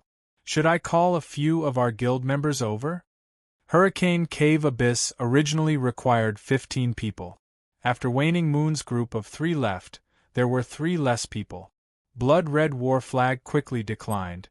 No need to trouble them. Our guild has people. In just a short while, Blood Red War Flag found 3 Blood Alliance experts to replenish the team's energy. Hurricane Cave, as the name suggested, was a very large underground cave. No one knew where the end of the cave led to. Gusts of wind blew, causing everyone to shiver. System notification: you have been poisoned by snake venom. Your HP is decreasing by 2 per second. This is a debuff, don't worry. Blood Red War Flag turned his head and said to Wuji and Wang Yu. Neither of them paid attention to him. Wang Yu had automatic HP recovery equipment, so this debuff was useless. Wuji was a closed beta player, so he must have seen this before. The lighting in the Hurricane Cave was very dim. Wuji carefully took out his spectacles and placed them on the bridge of his nose. The team didn't advance far before 2 waves of monsters came into view. Krite, LV32, Elite, Skills. Bite, Venom Krite, LV35, Elite, Skills. Bite, Venom, Spawn. There were a total of 12 monsters in the 2 waves, and they were gathered not far away, lying on the left and right. After seeing these snake monsters, Blood Red War Flag began to issue commands with ease. Wind Whisper, Drifting Soul, lure the wave of many banded Krites from the 10 o'clock direction. We'll slowly kill our way over. Bloody Soul was a mage from the Blood Alliance who had advanced to become a mage. He was also one of the core members of the Blood Alliance, and his strength was not to be underestimated. The 2 of them received the order. One of them knocked an arrow while the other began to cast a spell. Wuji laughed coldly and said, "Old Blood, the monsters in this map are all poison-type monsters, so the consumption of potions will definitely be high. If you continue fighting like this, I'm afraid you'll run out of potions before you even get to the first boss. Don't fight first. Boss Wuji, do you have any brilliant ideas?" After hearing Wuji's words, Blood Red War Flag hurriedly stopped Bloody Wind Whisperer and Bloody Soul's attacks and asked Wuji. Wuji was right.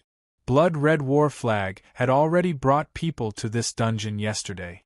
The poison of the monsters here was too annoying, and they also had a debuff that reduced health. They had to have potions ready at all times, and once the cooldown was over, they had to drink them. As a result, the consumption of potions was quite shocking. When they reached the first boss, everyone's endurance was not enough, and they could only watch helplessly as they were wiped. "Go around," Wuji said. "Go around? How?" Blood Red War Flag asked in surprise. Hurricane Cave was just a cave, so it was definitely not as spacious as the Scarlet Church. It was not easy to go around the 2 waves of monsters and directly attack the boss. Wuji laughed and said, "The aggro range of the elite monsters in the dungeon is 450 yards. The walls of this cave are parallel to each other. I just measured the width of the cave, and it is a total of 940 yards. There is a safe distance of 40 yards between the two waves of monsters, so we can go around them from a safe distance. Blood Red War Flag curled its lips and said, Boss Wuji, what's the difference between that and not saying anything? 40 yards, or 4 meters, was the width of a normal person's body. In other words, everyone would have to turn their bodies to the side and pass by the two waves of monsters outside their aggro range. Although the walls of the cave were parallel, the cave was not a straight line. As everyone knew, when the cave was curved, the position of the safe distance of 40 yards could change at any time. Even in the game, without a ruler as a reference, no one could guarantee that they would be able to measure the distance with their naked eyes. Wuji was simply messing around. There's a difference. If you follow behind me, you can go around them. If you follow behind you, you will be attacked by the monsters, Wuji said calmly, not giving any face to Blood Red War Flag. Blood Red War Flag's face turned red, and then said, Okay, we'll do as you say. Anyway, with Nyogo here, those monsters won't be able to do anything. Blood Red War Flag turned its head and said to Wang Yu. Wang Yu smiled and stood behind Wuji. As long as we follow Wuji, we will be fine. Blood Red War Flag was stunned, and couldn't help but look at Wuji again. Put away your weapons and follow me, Wuji said as he took the lead. Everyone formed a line and followed closely behind.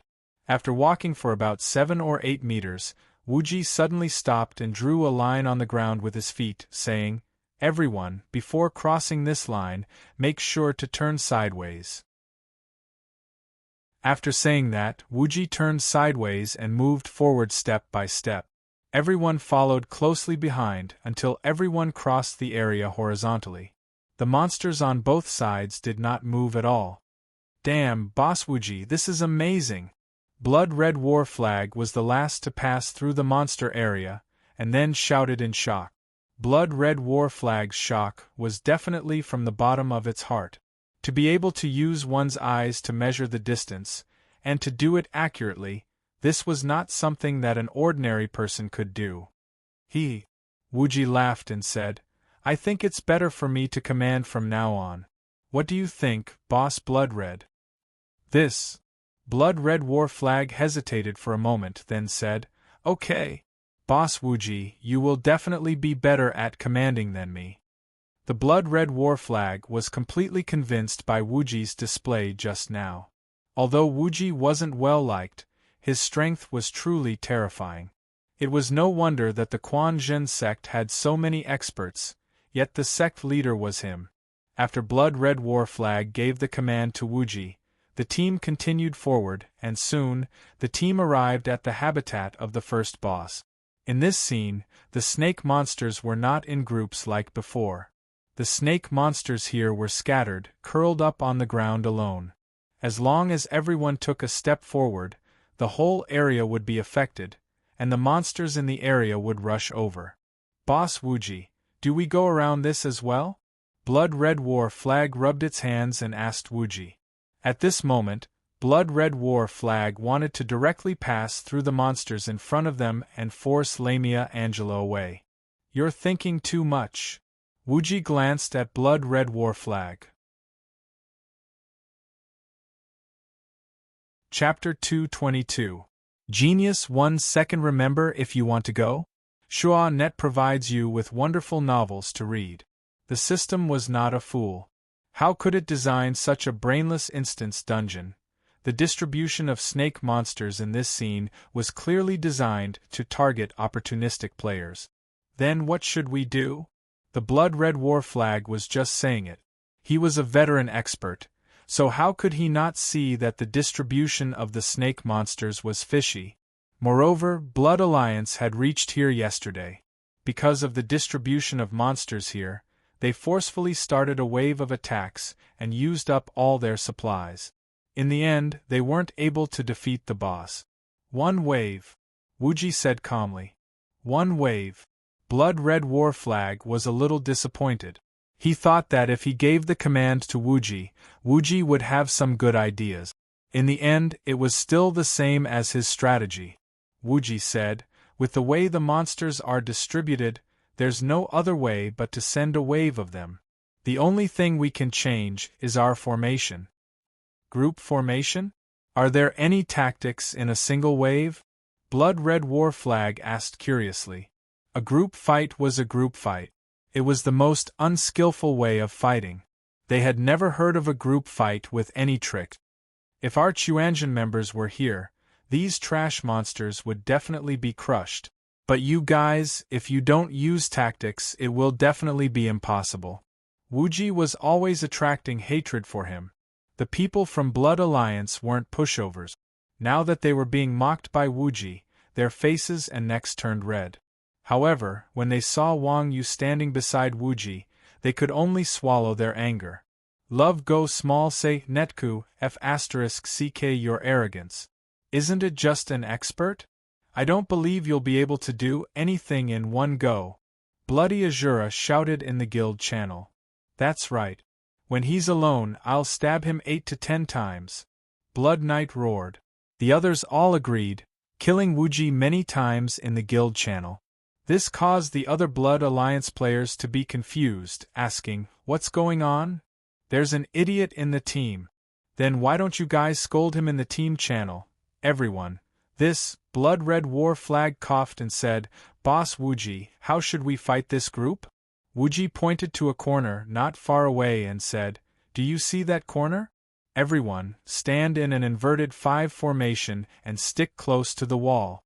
The 5-5 formation was known as the cone formation in the game, also known as the cone formation. This formation required a minimum of 15 players. The formation was arranged in 5 rows, with the number of players arranged from front to back as 1, 2, 3, 4, and 5. The first 2 rows were for the main tank and sub-tank, while the back rows were for the healers and damage dealers. This formation was usually used in guild battles. When facing a phalanx formation, it could be used to tear it apart. It was a great advantage. 55 formation? Deal with the snakes? You must have had too much to drink. The Blood Shura shouted.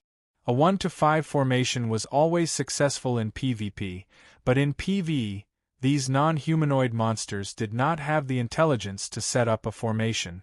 Using a 1 to 5 formation was useless against them. It's inverted 5, understand? If you have low IQ, don't talk. Stand in front and be a tank. Wuji glared at the Blood Shura and placed him in the front row.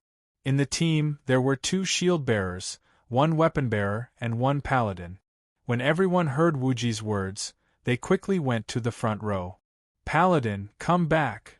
As soon as Blood Red War Flag was in position, Wuji called him back and then said with disdain, "With your long arms, why are you standing so close to the front?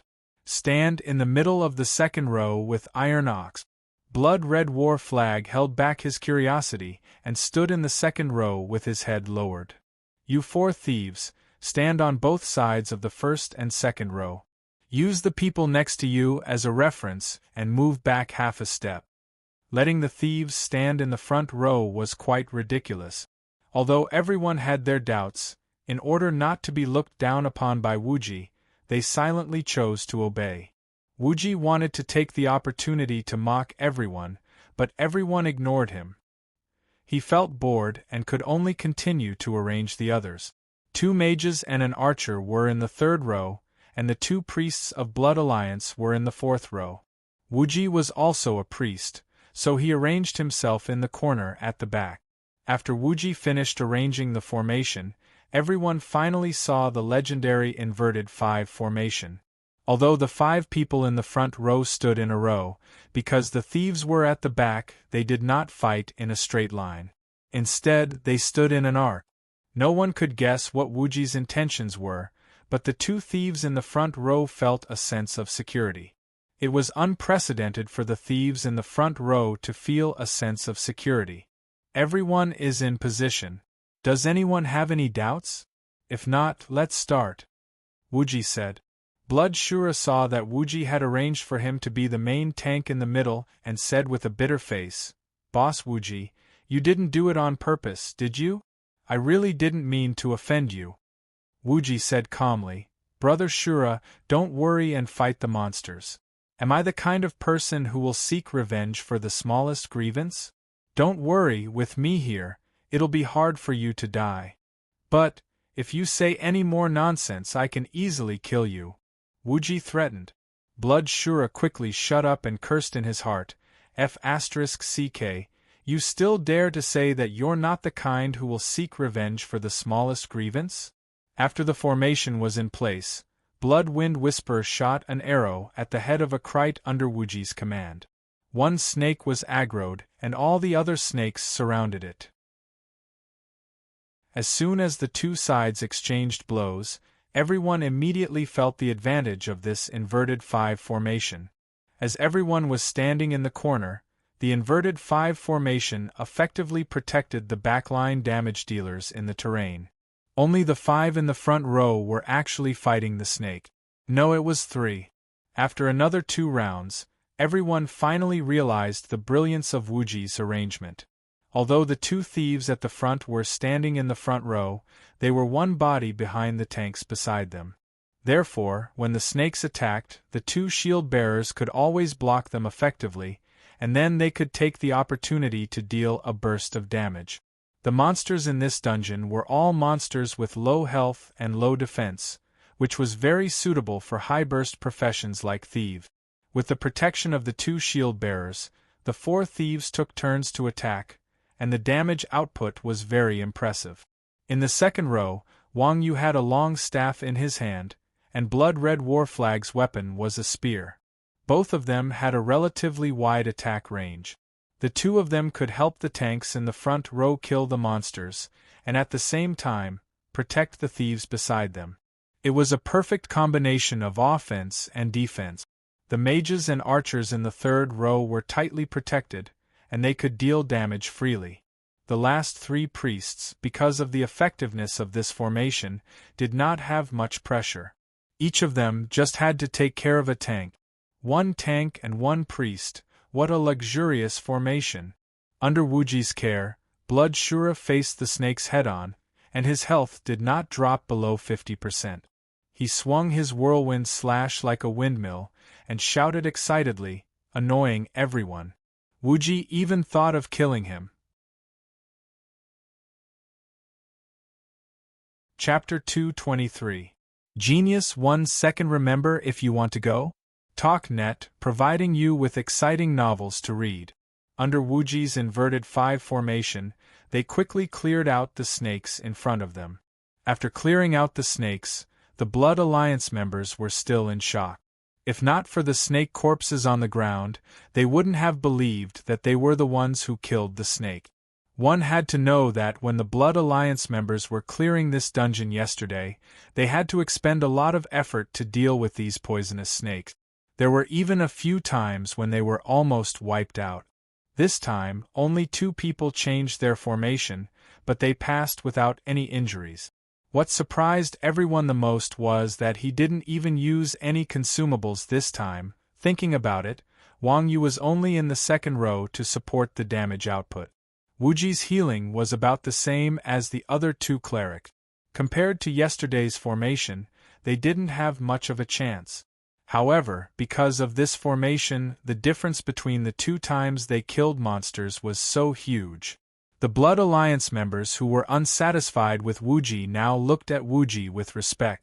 As expected from the guild leader of Chuanjin, he had his own methods.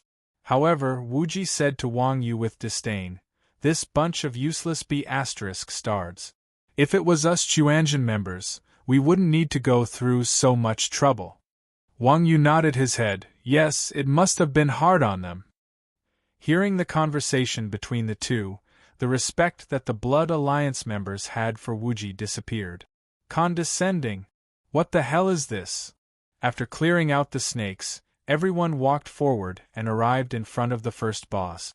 This boss looked really ugly. It had the head of a snake and the body of a human. It was covered in armor and it held a spear in its hand. It spat out its tongue and looked at everyone angrily. Are you the ones who are killing my people? System notification. You have triggered the dungeon quest, Python Disaster. Kill Viper General J0/1. Reward: 25% dungeon completion. Viper General JLV35. Gold Boss, HP 500000 MP, 20,000 skills. Triple Strike, Sweep, Stab, Hell Snake Defense. Looking at the introduction, Viper General was a warrior-type boss. His skills made Wang Yu happy. He didn't have the unique poison attacks of snake-type monsters, so he should be easy to deal with. Blood Red War Flag looked at this guy and said with fear, "This boss isn't easy to deal with." "He looks like a noob," Wang Yu muttered to herself. "Look, weak?" The Blood Alliance members exclaimed. As expected from God Iron Bull, even the boss is nothing. Blood Red War Flag quickly said, "Brother Ox, don't underestimate this boss. His attacks ignore defense. Tanks can't withstand his attacks at all." Wang Yu laughed. "If you can't take it, you can just dodge. No wonder Wuji always says you are stupid." Everyone turned their heads and glared at Wuji. Wuji shrugged helplessly. Although everyone vented their anger on Wuji, they were even more dissatisfied with Wang Yu's words. Dodge? What nonsense! That boss had a spear in his hand. With a sweep, there was no blind spot within a range of 650 yards. Everything would be dealt damage. How could they dodge? Seeing everyone's expressions, Wuji knew that Blood Red War Flag wouldn't be able to get these people to help. However, this boss was indeed quite disgusting. It ignored defense. Didn't that mean that the shield bearer's heavy armor was all for nothing? Without defense, Blood Red War Flag wouldn't be able to handle the boss's attack. In a dungeon, if the tank couldn't handle it, there was only one outcome, and that was a team wipe. Boss Wuji, you have to think of something. Didn't we agree before? 500 gold until we clear the dungeon. Blood Red War Flag walked over and said, 500 gold. Blood Red War Flag said it very clearly. He didn't forget to remind Wuji that the two of them were hired by them for 500 gold. They couldn't just slack off with the team. Otherwise, the 500 gold would be a waste. Looks like we have to help. Wuji sighed and whispered to Wang Yu, "Old cow, can you pull this guy?" "I'll give it a try." Wang Yu replied and walked towards the Viper General. "Nyogo, where are you going?" Seeing Wang Yu walk forward alone, Blood Red War Flag was confused. "Pull the boss." Wang Yu's reply was simple and powerful. "Pull the boss?" Everyone from Blood Alliance was stunned. It wasn't that there weren't any Grandmasters of Combat as tanks, but without exception, all of them added points into strength and stamina and wore heavy armor. As for Wang Yu, he had high speed and high attack. One look and they could tell that he added points into strength and agility. Moreover, Wang Yu didn't even have any decent clothes. Sky silkworm armor was like a vest. Wasn't he looking to die if he went to tank alone? Although they knew that Wang Yu was very strong, they were facing a boss, a high-level boss that ignored defense. With Wang Yu's little health, no matter how strong he was, he could still be killed in one hit. Seeing Wang Yu do this, the tanks of Blood Alliance turned red. He actually forced a Grandmaster of Combat to tank a monster. They were too useless as tank. "Boss Iron Ox, can you tank it? If not, let me." Other than Bird of Paradise, the other shield warrior called Blood Great Wall said softly. Wang Yu laughed. "You think you're stronger than me? This isn't a question of whether I'm stronger or not. I have a lot of health and can take at least 2 or 3 hits. With your health, you can at most take 1 hit. Blood Great Wall explained. "Why do I have to take a hit?" Wang Yu asked in confusion. "Why not? Just dodge it." Wang Yu mentioned dodging the boss's attacks again. Blood Great Wall was speechless. He said helplessly, "Okay, you're the god, you have the final say." Blood Great Wall didn't want to argue with this kind of person. As they spoke, Wang Yu had already stepped into the aggro range of the Viper General. The Viper General roared and shook its hands, stabbing towards Wang Yu's body. The Viper General's spear struck 3 times at lightning speed, stabbing towards Wang Yu's lower abdomen, chest, and finally, upwards. Its target was Wang Yu's head. Wang Yu jumped back 3 times, dodging the Viper General's 3 consecutive strikes. At the same time, he could not help but exclaim, "Not bad, not bad." The Viper General lived up to its name. All of its attacks were the most ferocious on the battlefield. The 3 strikes seemed simple, but the more concise the attack, the more effective and dangerous it was. The Viper General's first strike was aimed at the lower abdomen. If the target was hit, they would definitely bend over. Then, the second strike would be aimed at the throat, and the final strike would be powerful enough to cut off the target's head. Fortunately, the Viper General's opponent was a martial arts expert like Wang Yu. When faced with life-threatening danger, he would habitually dodge first. He would only choose to block if he couldn't dodge. If it were an ordinary player, they would definitely choose to take these 3 strikes head-on. With the Viper General's current attributes, there was probably no player at the current stage of the game who could withstand its 3 strikes. He actually dodged it. Blood Great Wall's jaw dropped to the ground as he stared at the scene in front of him. Chapter 224. Genius 1 second. Remember if you want to go? Talk about the net, providing you with exciting novels to read. Dodging wasn't an unfamiliar term in online games. In normal online games there were 3 ways to dodge. One was skill evasion, such as rolling, flashing, and similar skills that could be used to dodge the enemy's attack. This type of dodging focused on the player's skill release. Under normal circumstances, as long as one's reaction was fast enough, one could complete the dodging action. The other was the chance to dodge. For example, if you wore special equipment, you could cause the enemy to miss when attacking the player. This kind of mode was completely up to fate. If you were lucky, you could kill the monster without taking any damage. If you were unlucky, the chance to dodge was just for show. The last type was dodging. Relying on fancy movements to dodge the target's attack. This required a higher level of skill.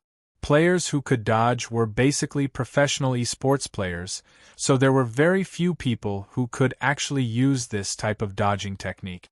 Under the holographic simulation, most of the rules in the game were still in accordance with reality. The probability of dodging was naturally removed.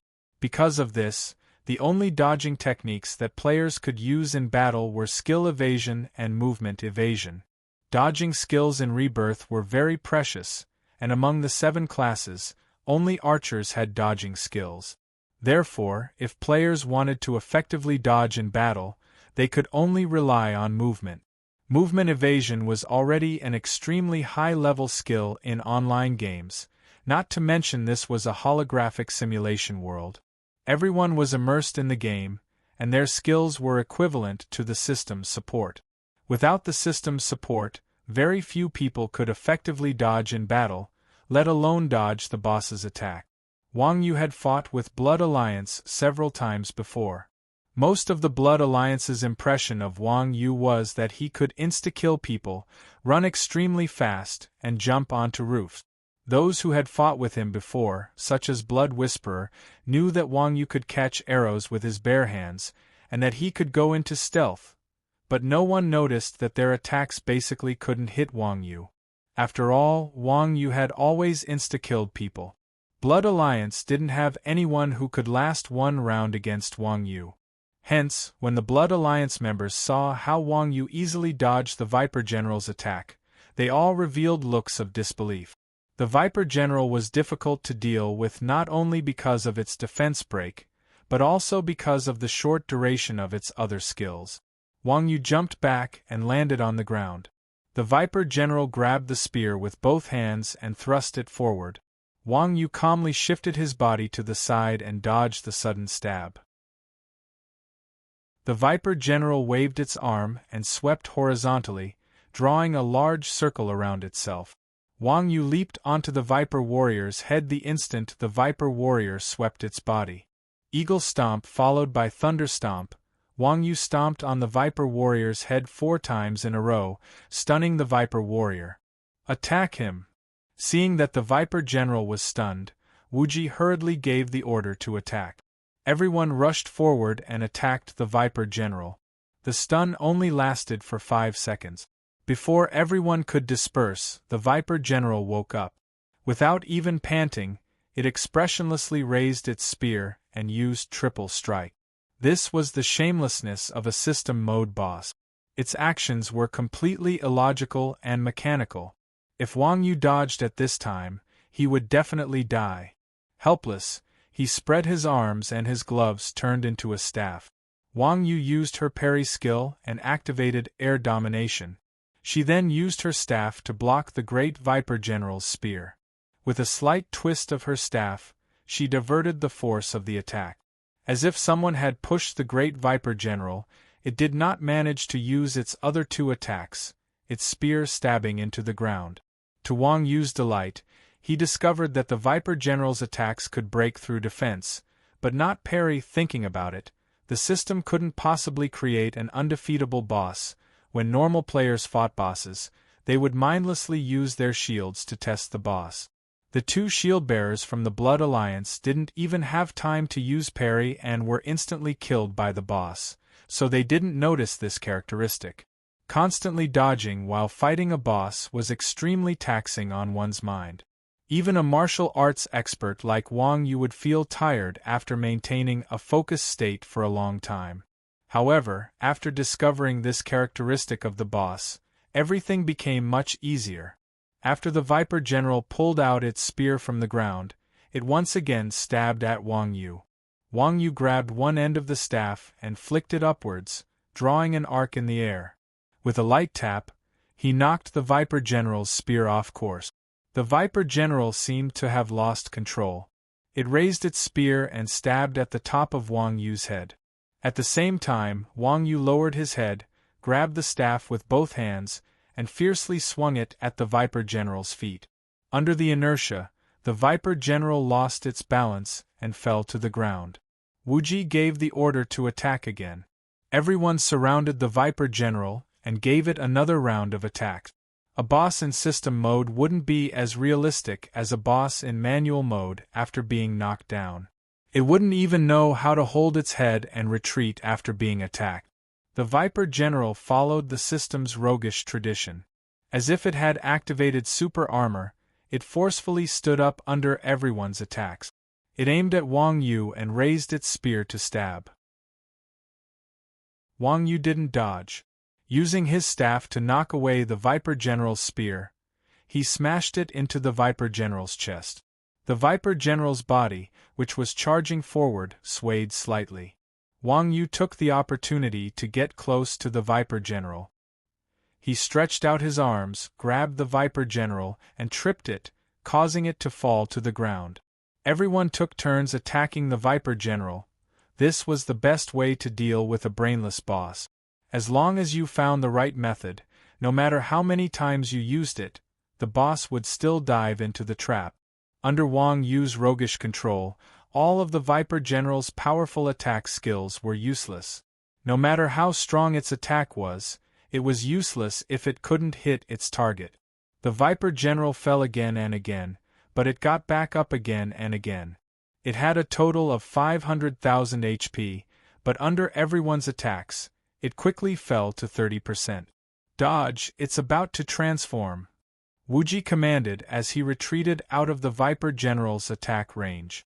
Everyone knew that most bosses in the boss would transform when they reached 30% HP.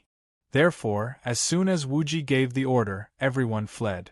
The Viper General's body flashed with a golden light as it activated super armor. Wang Yu raised his hand and used Tiger Strike, intending to break the Viper General's super armor. However, when Wang Yu's attack landed on the Viper General, a ripple appeared on its body, and a -1 appeared above its head. What's going on? Wang Yu was shocked. He had never encountered such a situation before. You're tuning in to the Phoenix Knights YouTube channel. Don't forget to subscribe and join us on this journey to catch the most captivating stories.